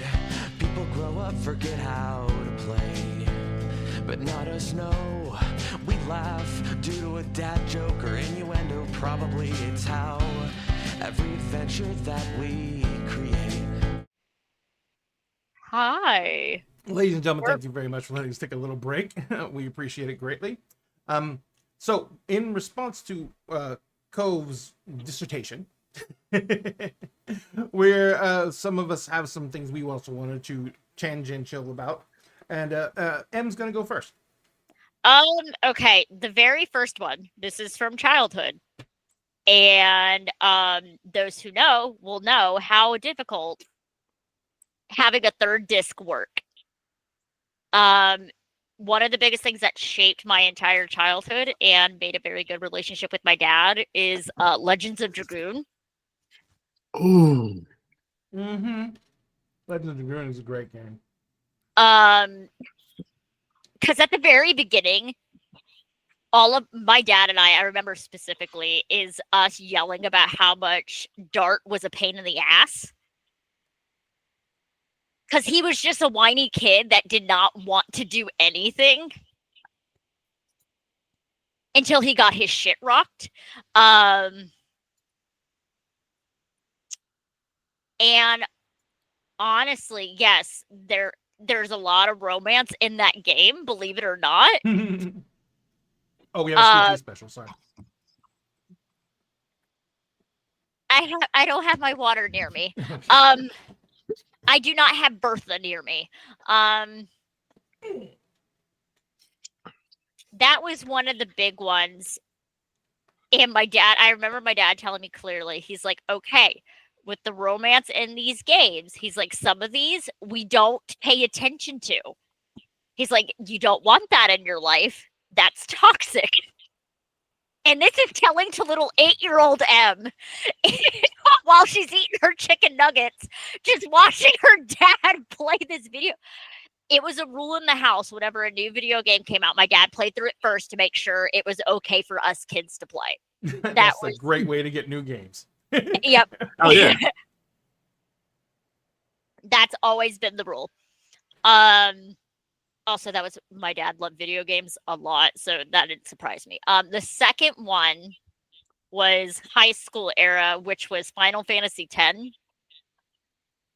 Because as someone who was displaced a lot growing up, going in between parental households, because I was a byproduct of my parents constantly fighting for custody with each other. It sucked. In a way, I kind of understood where Titus was coming from a different area, and then going into a whole different area, not understanding what the hell was going on. That's legit. Wow, yeah. I couldn't stand Yuna for the very long time as a kid.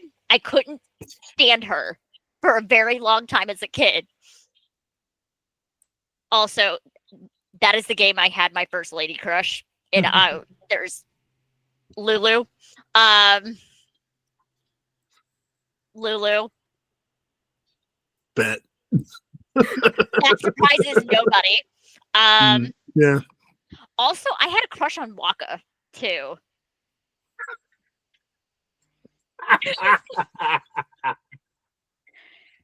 Because he was the epitome of the game himbo. He was a sunshine boy. He was a sunshine boy of the But party. growing up and playing it again in like my adult years, he was literally the voice of reason the majority of the fucking game, and everybody ignored him. Everybody ignored him. Yeah. And I'm like, oh, I feel that a lot. I feel that a lot. Then after that, it was Final Fantasy 13. This is shortly after my sister came out as being a trans woman. And the dynamic between Lightning and her sister reminded me a lot of the dynamic between me and my younger sister. I would literally move heaven and earth for that woman. I still do. Even though she's an adult now, has her own place, has a job. I'm so proud of her. But what a lot of people don't realize, Lightning has a lot of trauma. I've never played 13, so I know nothing about her. Okay, I like 13.1. We don't talk about 13.2 or 13.3. They do not exist. Okay. 13.2 is a lot of timey-wimey timeline stuff. Okay. And it has like alternate paths. And the one game that kind of wrecked me and changed a lot of my perspective on things, Detroit Becomes Human. Oh. And Yeah. I identified most with the babysitter, the maid.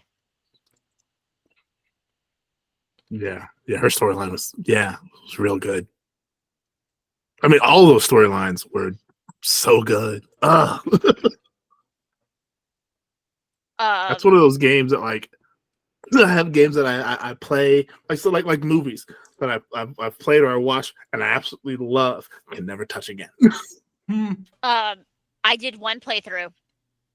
I got the bad ending. Oof. Because of some choices I made with it wasn't the female. It wasn't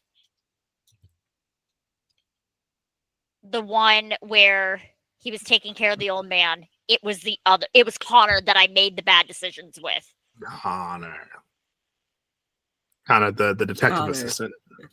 Yeah. Connor, the fuck are you doing? Come English. Yeah.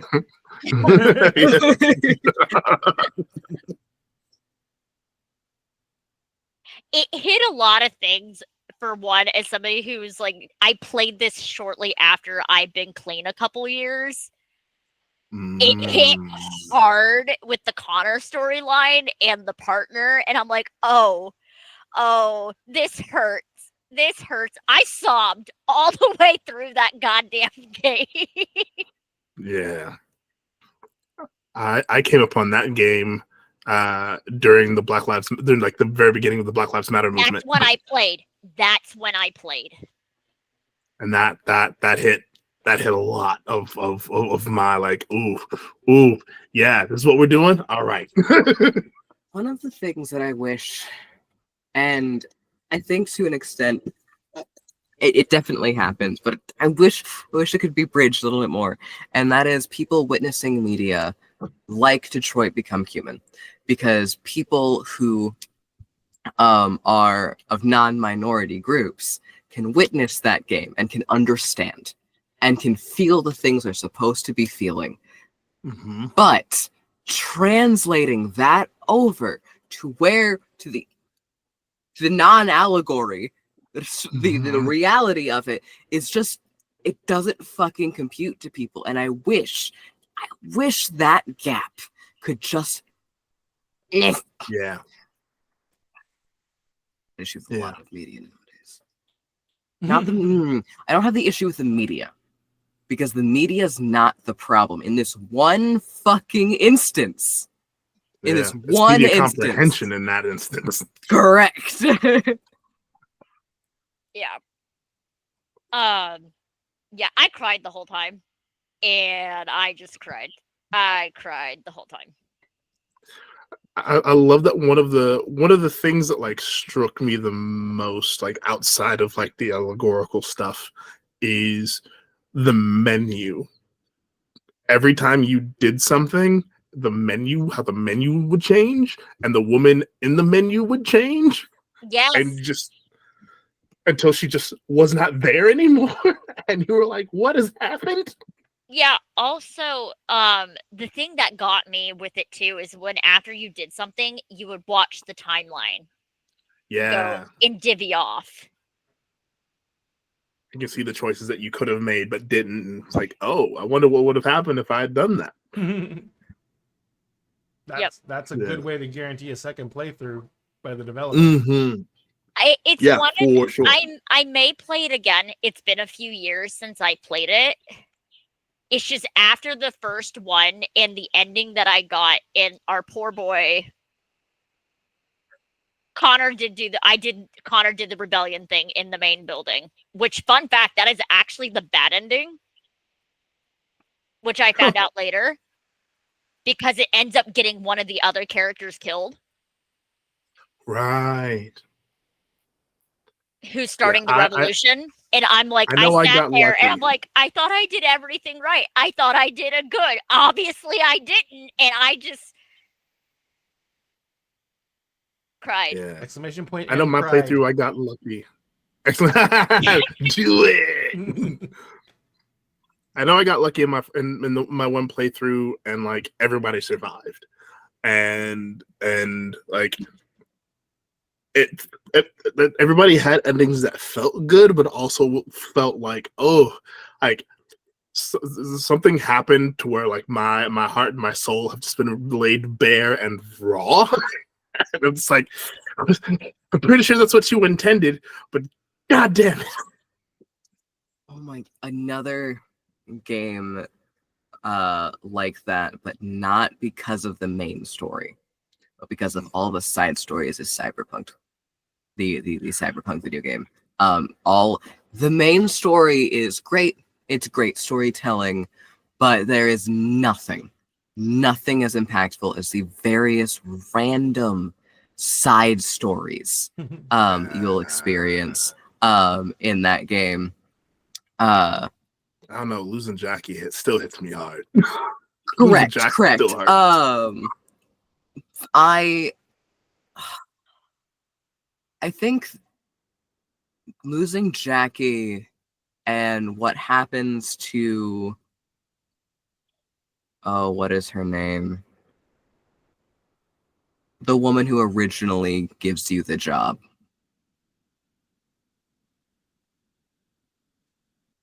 Oh Which- shit, I'm trying to remember her name. The fixer. She's not a fixer. Uh, The over- mind dancer.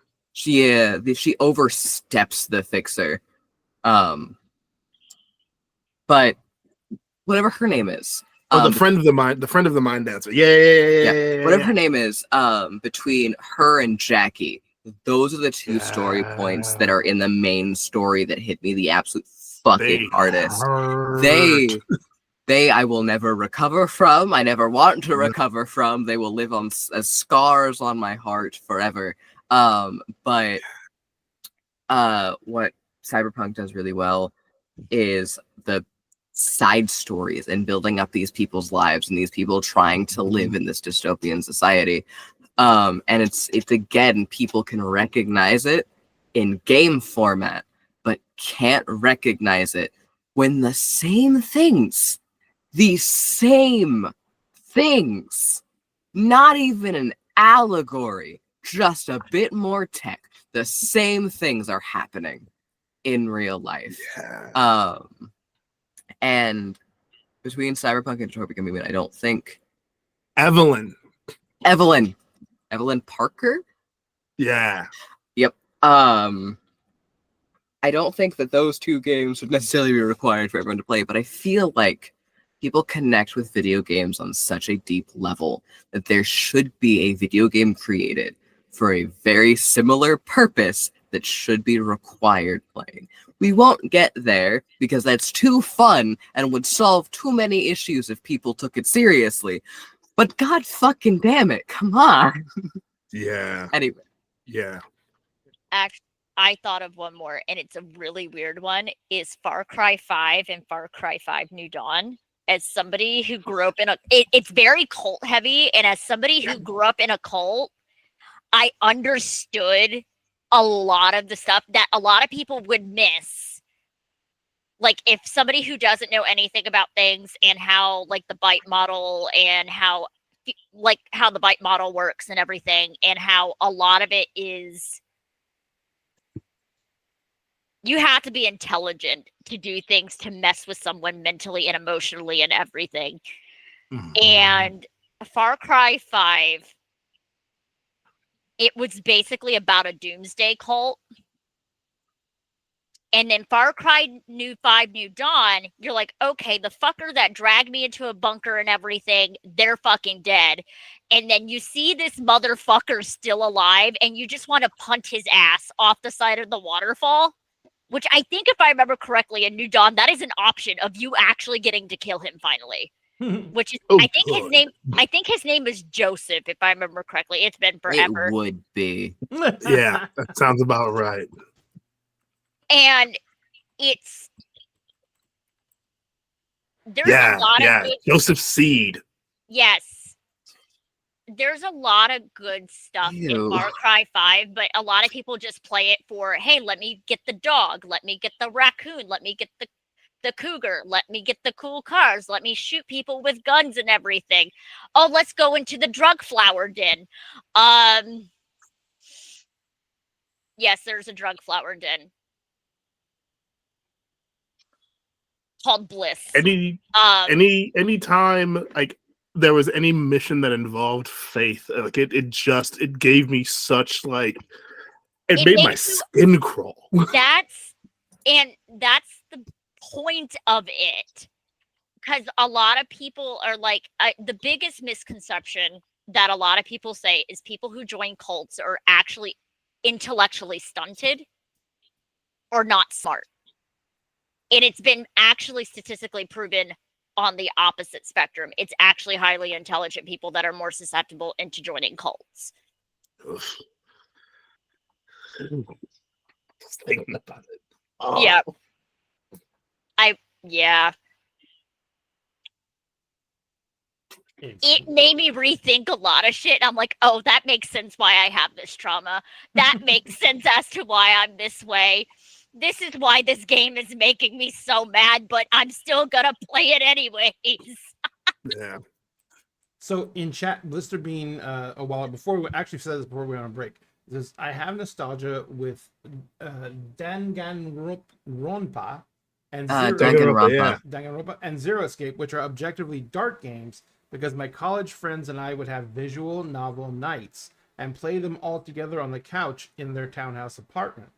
I can actually, ancient as I am, one of the first experiences I really had like that was playing the original Resident Evil in my bedroom while one of my roommates was having a party. And I was just like, I don't want to go out there. I'm just sitting here in the dark playing Resident Evil for the first time, my first playthrough, and I'm in the dark by myself.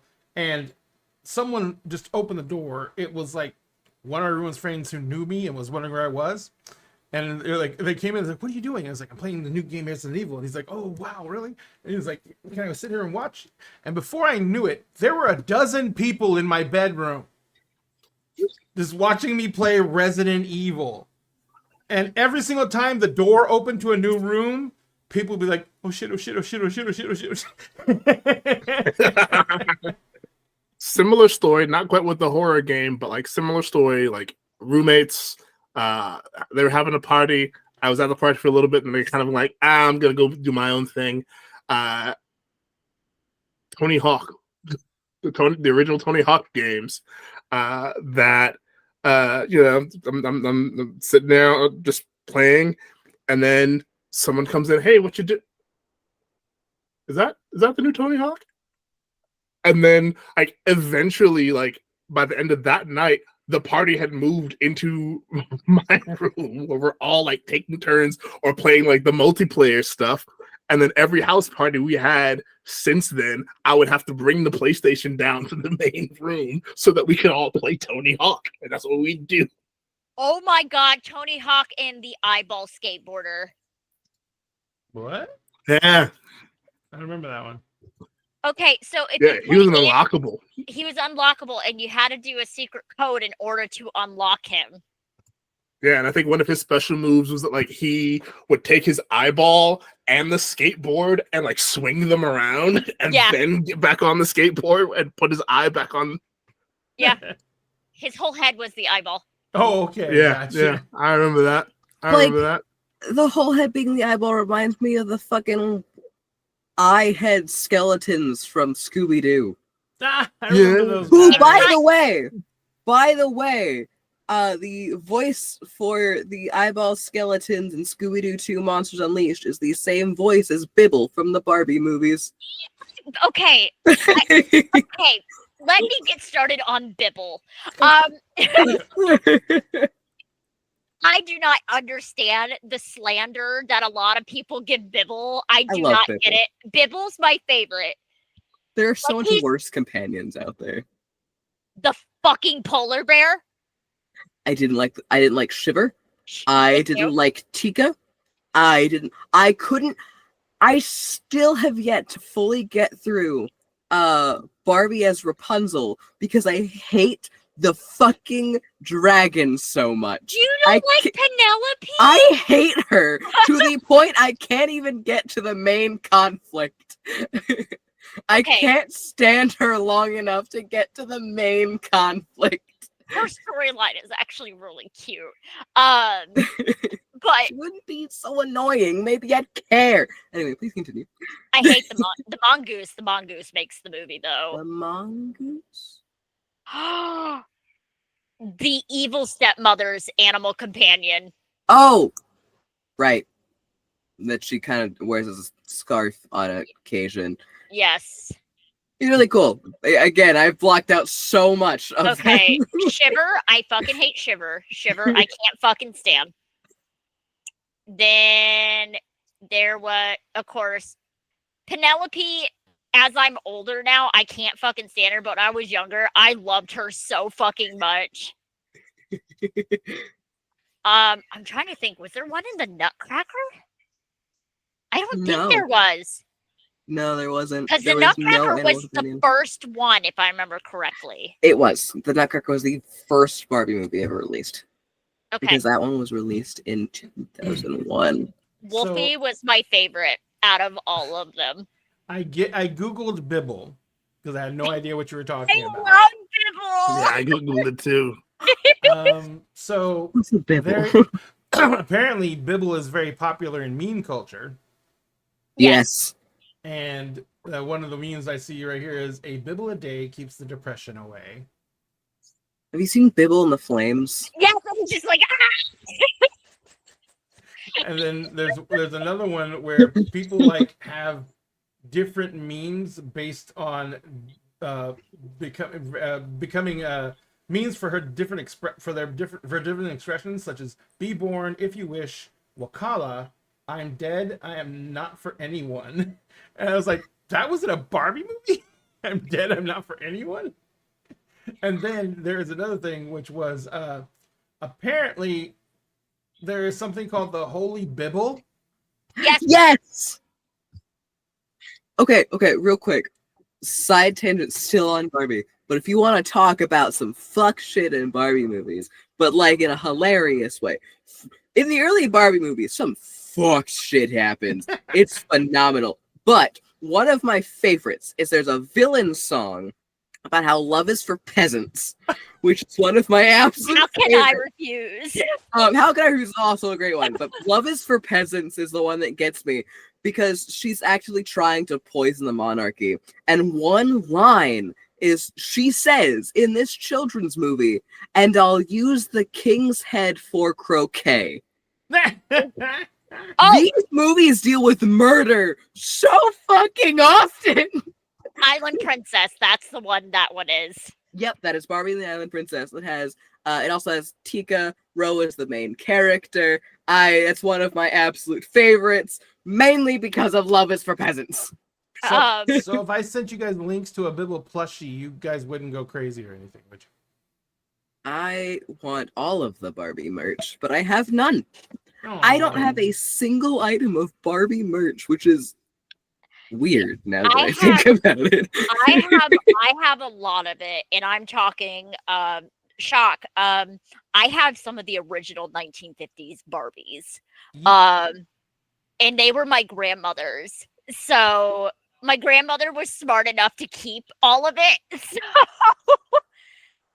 they're stored. They're stored. What was it? I saw the plushie, so I clicked the link. It's Amazon. There is a literal tapestry on here. It's a tapestry. It's 40 by 60, and it's a pink background with sparkles all over it, and it has a giant picture of Bibble in the middle, and then in an arch over Bibble, it says "Gaslight, Gatekeep, Girl Boss." See, I would get that, but it won't fit the aesthetic of my office. No. Oh, Bibble. Wow. Yeah. Wow. I discovered an entire counterculture I knew nothing about. Barbie movies are a cut above. The Swan Princess was fucking fucked up. You're talking about the regular movie, The Swan Princess, not Barbie Swan Lake. Barbie Swan Lake is a little fucked up. Oh, absolutely. There's just also a different movie that's not Barbie called The Swan Princess. Because that's the one with where she dies and comes back, and then the second one she dies and comes back, and then the third one I think she dies and comes back again. Everyone's just dying and coming back all the time. Odette just keeps coming back. That's the Swan Princess specifically. Yes. And I hate her fucking husband. And I hate her husband so much. I put the plushie Bibble in the Emerald Sanctum chat.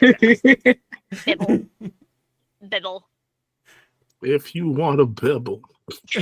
Oh my god. There's a scene that Sphinx needs to see with Bibble, and I'm gonna go find it. Which one is it? Mission. Hold on. Hold on.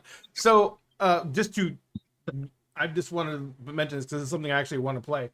Just to jump back to the TPRG sphere, there is one single page sheet in the RPG that I absolutely want to play because I love the premise of it, and it's The Witch is Dead. Ooh. Have you heard that one? So, no. It's a single sheet RPG. It is The Witch is Dead, and you play her familiars. And it's a murder mystery game. I'm in. Because you have you have to figure out who killed the witch.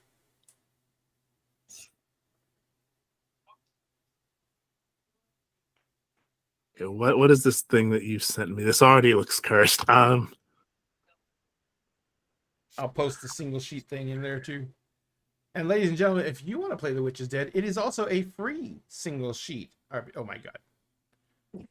There's a Bibble in the cast chat. There's a Bibble in the cast chat. There's a Bibble in the cast chat. What's wrong, Em?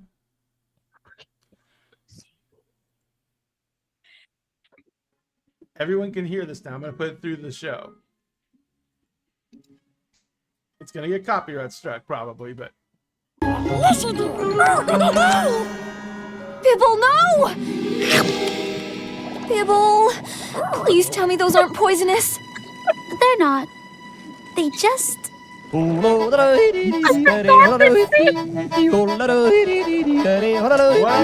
hell am I watching? Delicious. What the hell am I watching? Don't think I forgot about you.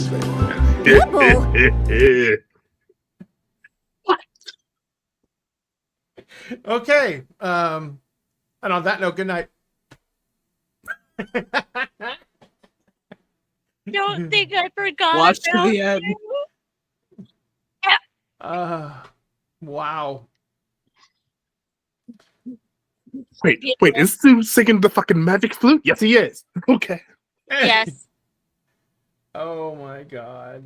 Ladies and gentlemen, if you want to know what we're talking about, I'm going to put this link in the chat for the show, because if I had to go through this, you have to go through this.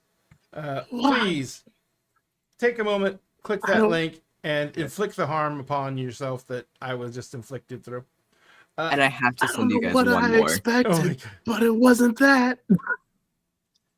Oh, I It forgot. particularly wasn't. Oh, hey, baby. I gotta put the Witch is Dead one single sheet in there too. I could tell exactly where you were in the video by the expressions on your face. I've seen those expressions repeat on various faces so many times. Delightful. There's the Witch is Dead. Delightful.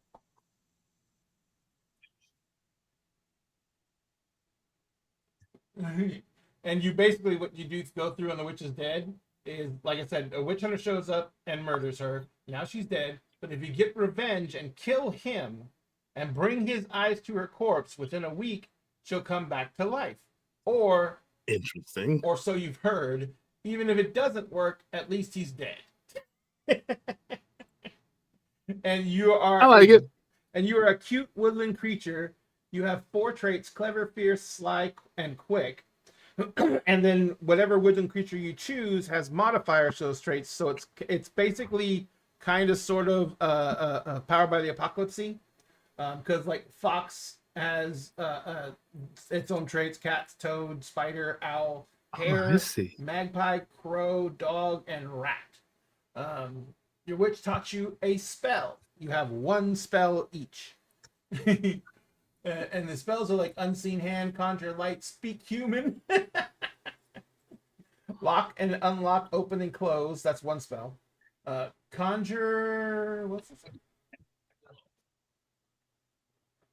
It's a handwritten sheet, so it's kind of hard to read. Conjure dinner, make Conjure flame, dinner. tidy, clean, and mend. Plant growth, distract, confuse, make book read itself aloud. I want that. None of these are flashy little bits. I also of want make dinner. Yep. And it's a D10 based game. Ooh. That's So you roll awesome. a D10, add your most relevant trait, and the GM sets a DC. That's cool. I like this. Then you make the village that you're going to be looking for the witch hunter in, and it's like it's you roll it up, like for the village you roll twice for 2 traits for the village, and then for the witch hunter you roll once for the witch hunter. It tells you who he is in the village, and then there's another roll for the twist.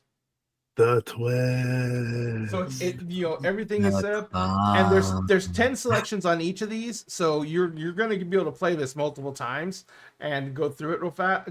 And so it's really, really neat for it's a really tight single page RPG, and I love the premise. So Yeah, that's a great premise. I like that a lot. I just want to go real quick over the games that impacted me. Please do. So the very first one that impacted me, probably impacted me the most, because I don't know that I would be necessarily a gamer had I not been exposed to this game. It's the original Legend of Zelda, gold cartridge. I'd gone to a cousin's house, and he had it, and he was like, "You've really got to play this. This is like." We were like 7 or 8. It's like, oh, I love this game so much, we've got to play it. And it was the first time that I'd played a video game where the imagery from it was seared into my mind. I would see it when I closed my eyes afterwards. I would hear the music in my head. Like, I was obsessed with it. Never got a Nintendo when I was a kid, but I did get a Game Boy, and I got A Link to the Past. It was the closest thing I could get to the original Legend of Zelda. So that completely changed my life.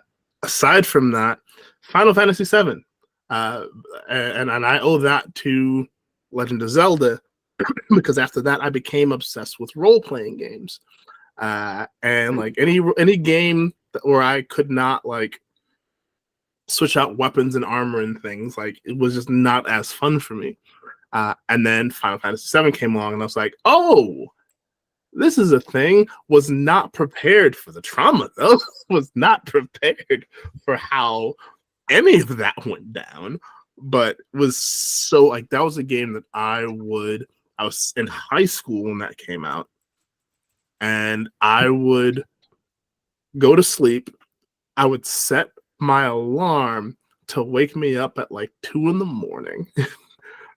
So that I could get up, play as much Final Fantasy VII as I could by 3, go back to bed, just have to wake up at 6 so that I could leave and go to school.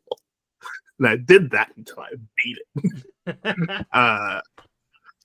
I think lots of people have those stories. Yeah. But it was like the first like game that I played where the story was so thoroughly written and so well made and so like all encompassing, and it was like this wonderful like treatise about like the ecology and environmentalism and like protecting the planet.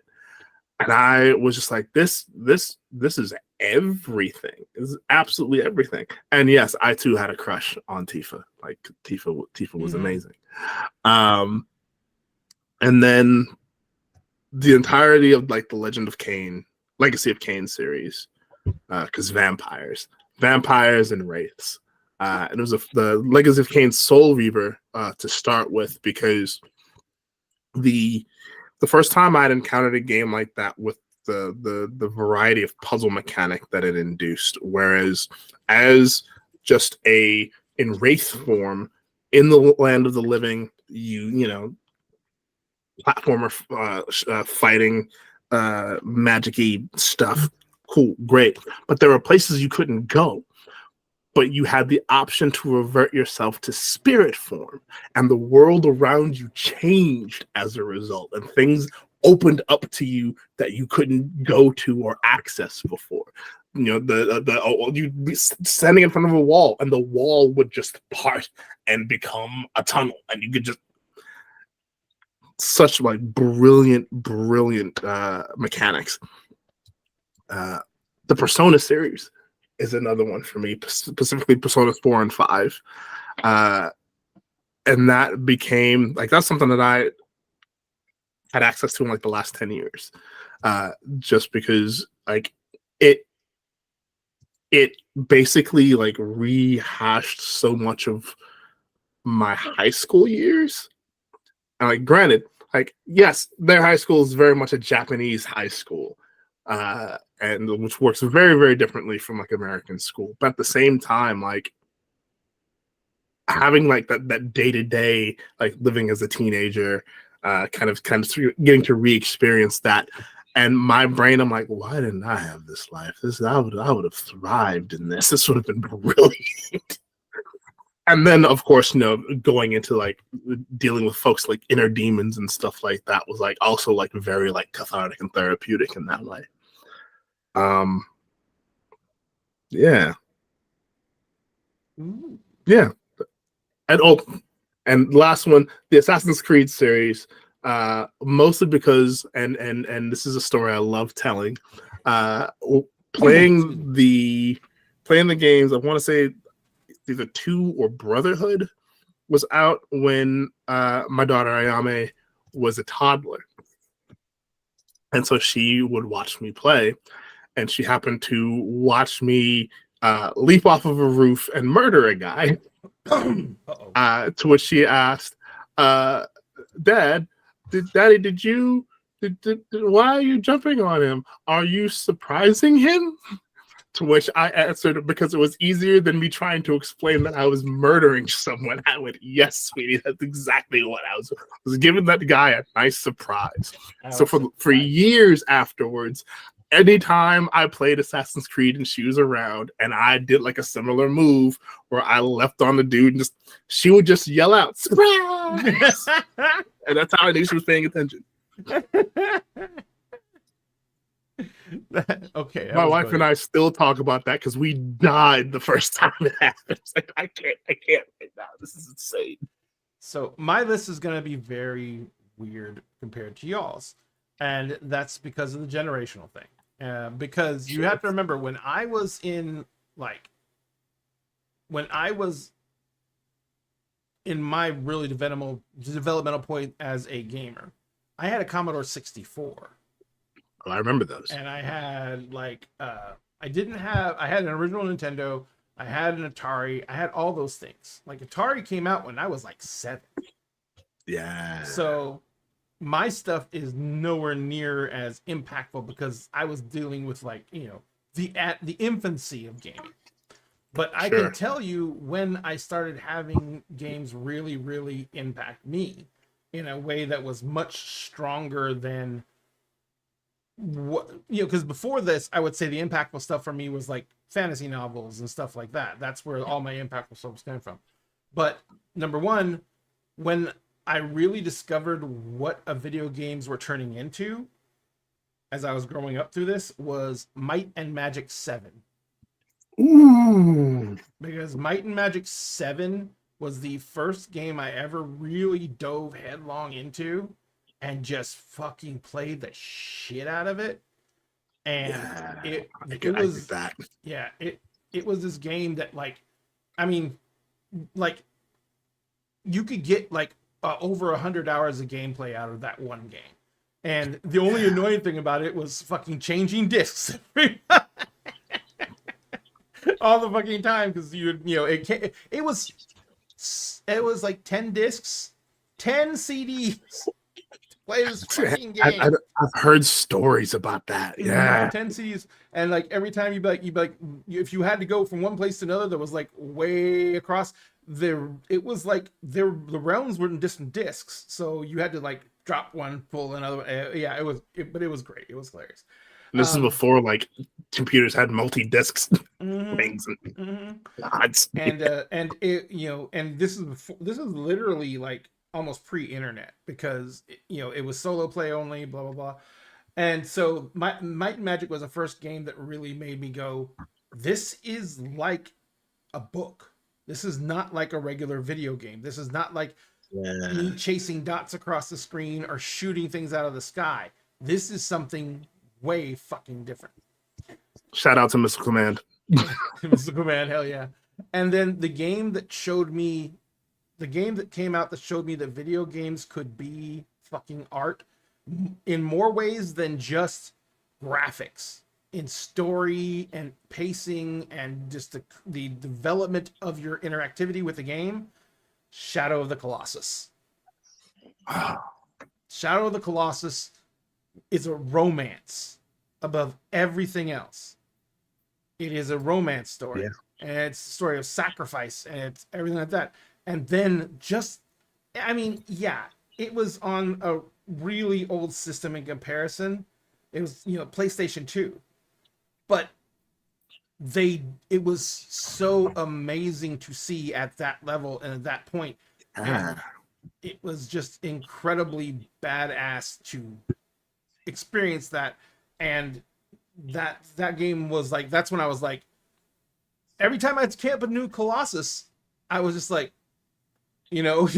taken aback and had to and I would spend time on the ground running around to look at the Colossus from all sides.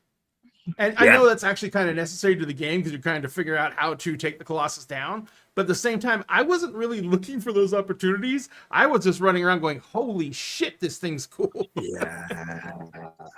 And that would get me killed. I remember when that game first came out and I got it and it was just my roommate at the time was like, oh no, this seems weird. I'm like, no, it looks pretty cool. I'm gonna at least play it, and if it's not, because we had EB games and what have you, bring it back and trade it for something else.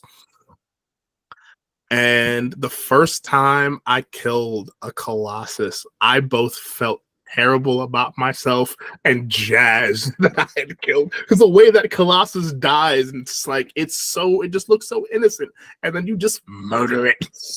Yeah, no, that's another thing. None of the Colossuses, except for I think there were like maybe one or two that were look like really actively like ferocious and, violent. yeah, and all the other Colossuses were just kind of like these big, beautiful walking pieces of art, and you had to kill them. Yeah, but if the other ones did get violent, because they were defending themselves, because you were trying to murder it. And the only reason you were doing that is because you were trying to resurrect your lost love. So it's like, holy fuck.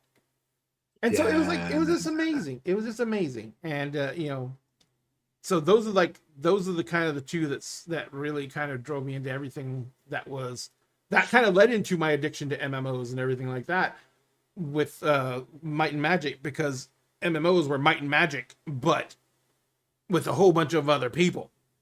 So it was just like, okay, I'm already a junkie. I'm just gonna sow my soul here. And like I said, all the MMOs, of course. As far as MMOs go, we can get into that.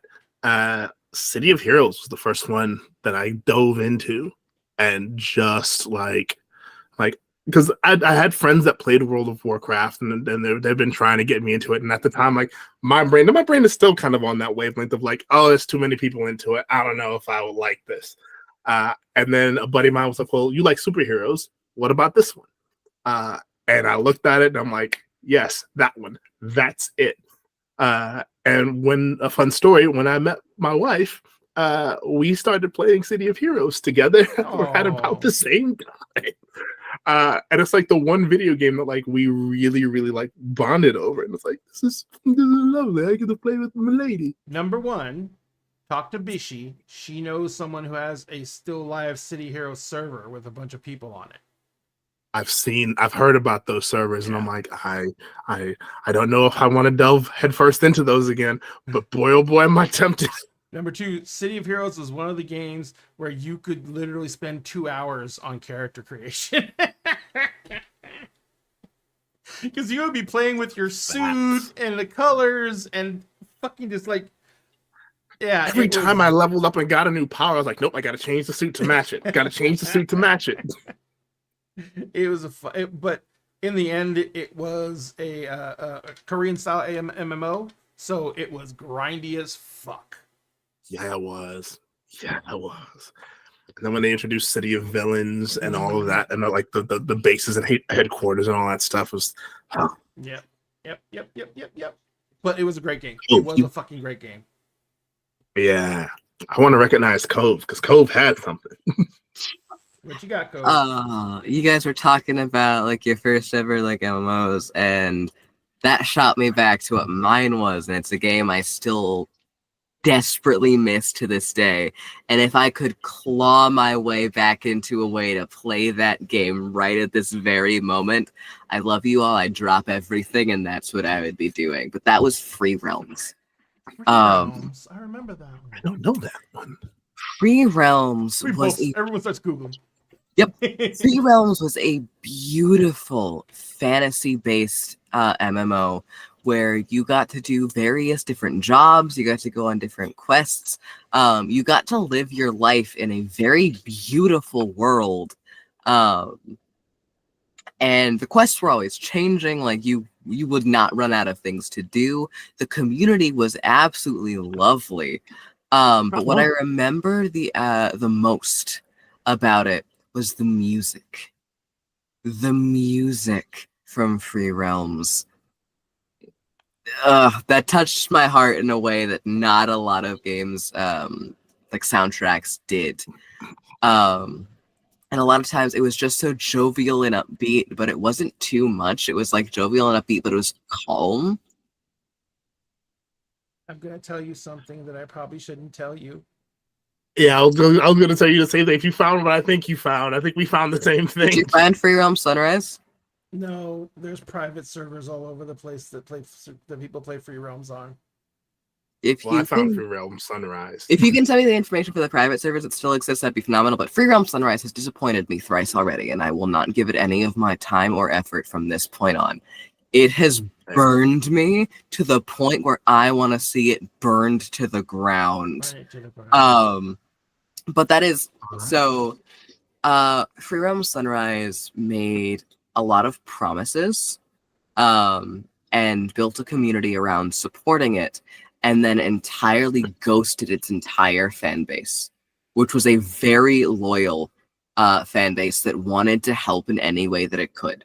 But not only would they not allow the fan base to help in any way, shape, or form, and then consistently complained they didn't have the manpower to do the tasks that they wanted to do. But we haven't had any kind of update, I believe, since 2020 at the very latest. Gotcha.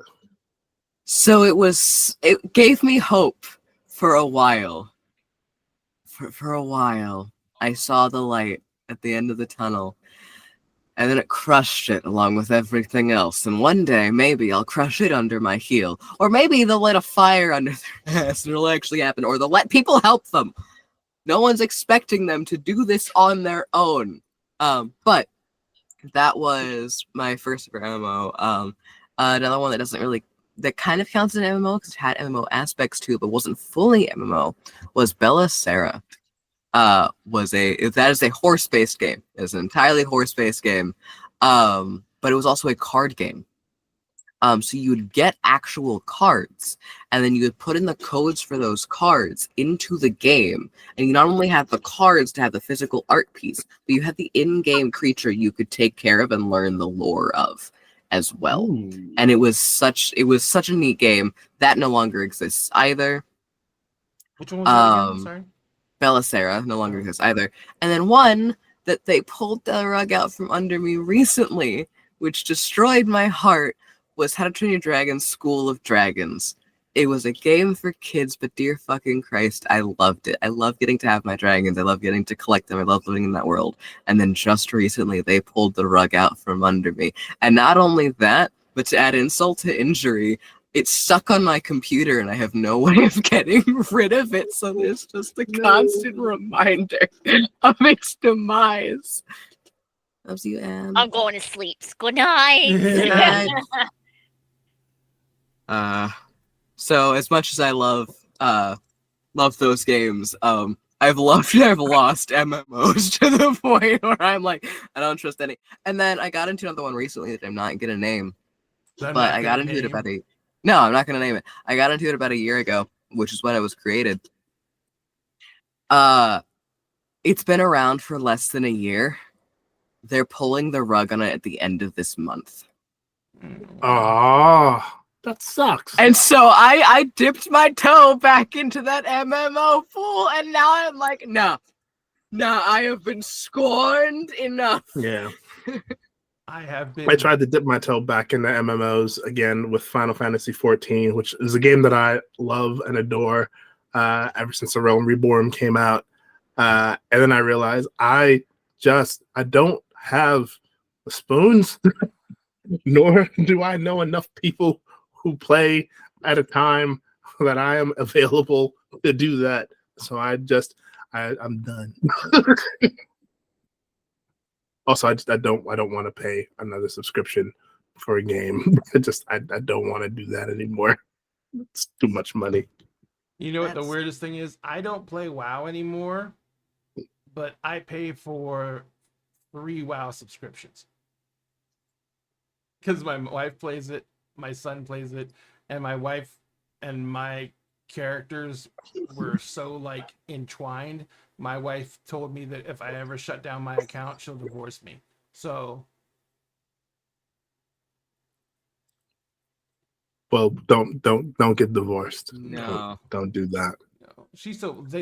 My wife loves WoW, so I will always keep my account alive and active for her, just so she can, have my character around whenever she needs it. And I'll still do things like I'll log in and gold farm for her. that's sweet. Yeah. But yeah, I mean, everything that we've been talking about is based around You know, the concept that gaming is much more than simply graphics or simply a building of a, you know, world or immersion levels or anything like that. What we mainly talk about with this subject is how much gaming can affect an individual and how much gaming brings to a person's life in enrichment. And it doesn't matter if you're running around shooting people in the face, or you're running around saving the world as a hero, or you're running around in a fantasy land, you know, completing adventures and quests with your friends or by yourself. If it gives you some kind of enjoyment and it gives you some kind of enrichment to your life, it is absolutely and completely a valid way to spend your time. One of the topics that I've always hated about video games is the concept that people waste time by playing them. Right. And I've hated that statement since forever, and because it's not wasting your time if it makes you happy. You know what I mean? And there's people out there who I have seen people chewed out because they bought skins in some first-person shooter, where that's the only thing you could do with your money. With you buy skins for the shooter and stuff like that, for weapons and everything like that.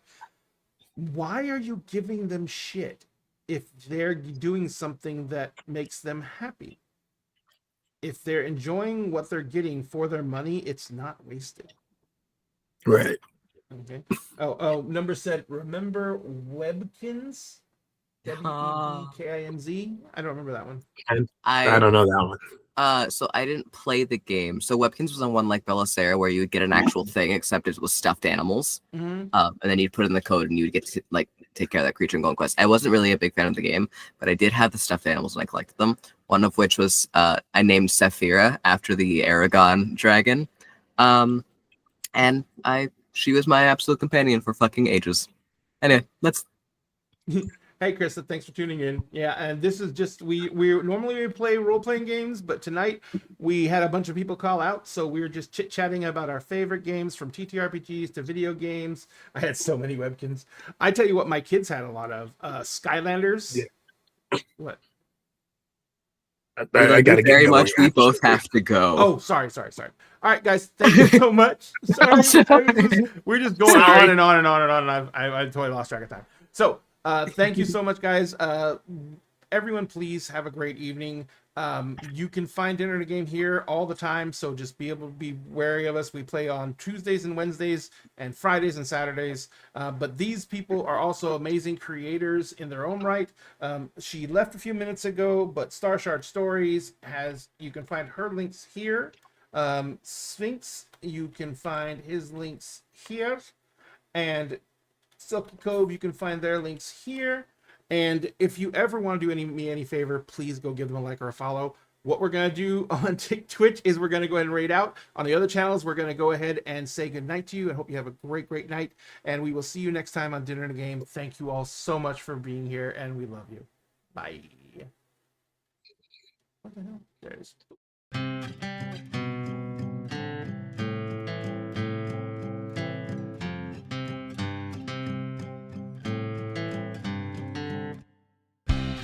When I sit across the table from you, once a week, a month, or like every 6 months, depending on people's schedules. So the clickety-clack of dice in our crew keep me warm inside before we smack down an evil cold just to gain a level. And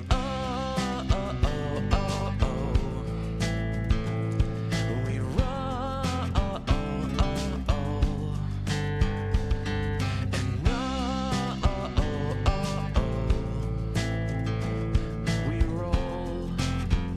We rolled a critical hit to the heart. People grow up, forget how to play, but not us, no.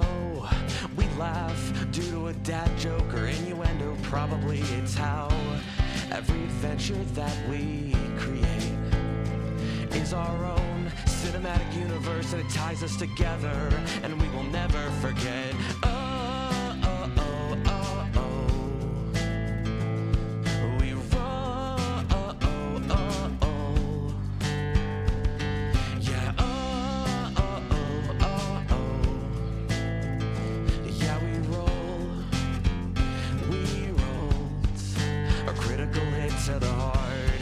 We will never, never, ever forget. We will never, never, ever forget. We will never, never, ever forget. We will never, never, ever forget. Oh, oh, oh, oh, oh. We roll. Oh, oh, oh, oh. And oh, oh, oh, oh, oh. Yeah, we roll. We roll.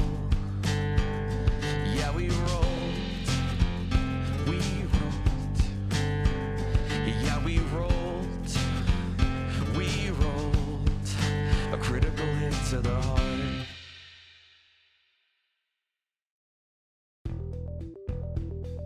Dinner and a Game and Many Worlds Taverns have partnered together to bring incredible teas and coffees to the Dagger family.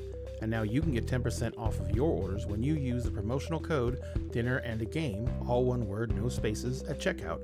And if you use our link, manyworldstavern.com/dinner and a game, we get a little bit back from Many Worlds Taverns as well. Support excellent products from an incredible small business and help support Dinner and a Game at the same time. And always remember, at Dinner and a Game, we always save you a seat at the table.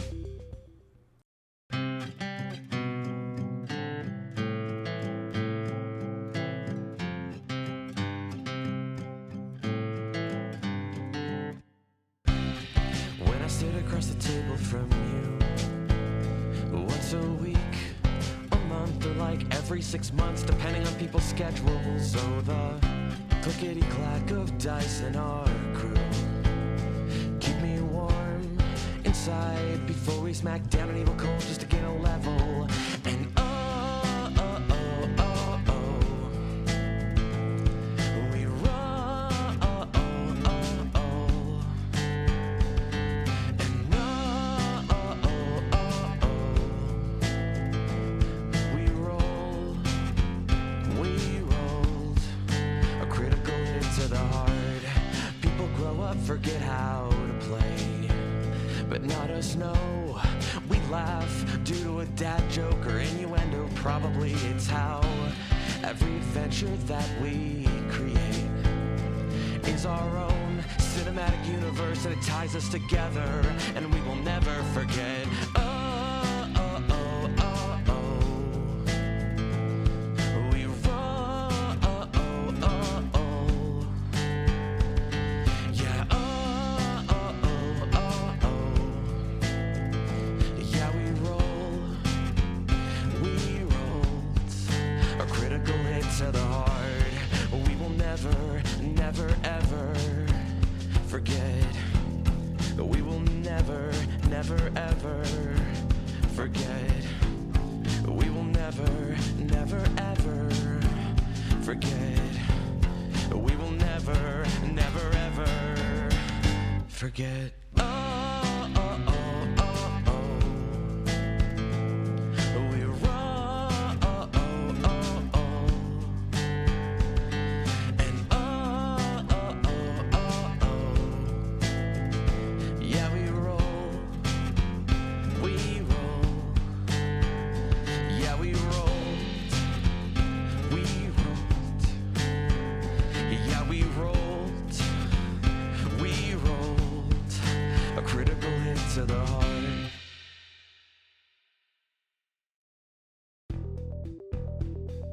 Dinner and a Game and Many Worlds Taverns have partnered together to bring incredible teas and coffees to the Dagger family.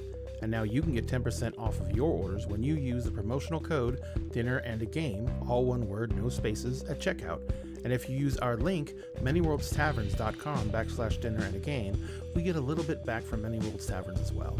Support excellent products from an incredible small business and help support Dinner and a Game at the same time. And always remember, at Dinner and a Game, we always save you a seat at the table.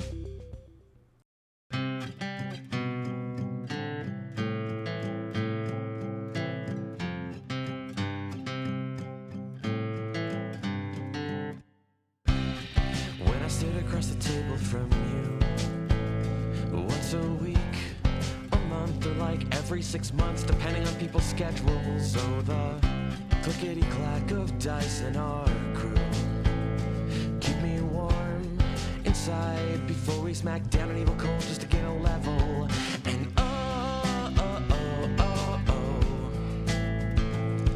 we roll.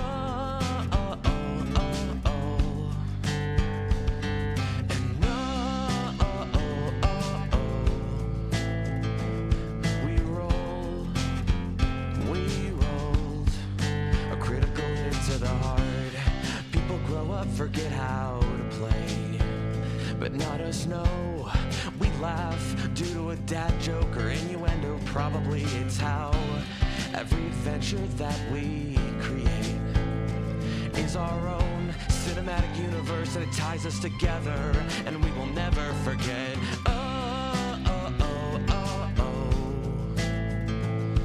We roll. Yeah.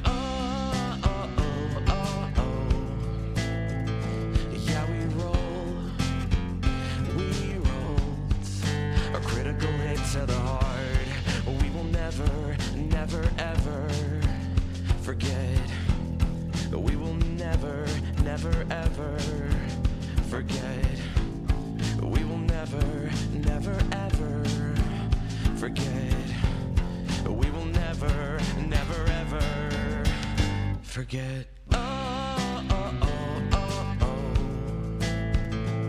We roll.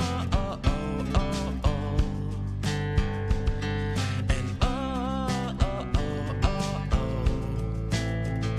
yeah, we roll. We roll. Yeah, we rolled. We rolled. Yeah, we rolled. We rolled a critical hit to the heart.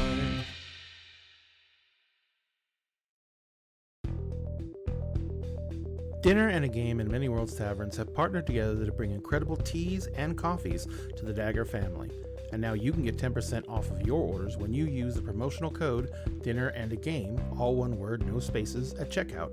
And if you use our link, manyworldstaverns.com/dinner and a game, we get a little bit back from Many Worlds Taverns as well. Support excellent products from an incredible small business and help support Dinner and a Game at the same time. And always remember, at Dinner and a Game, we always save you a seat at the table.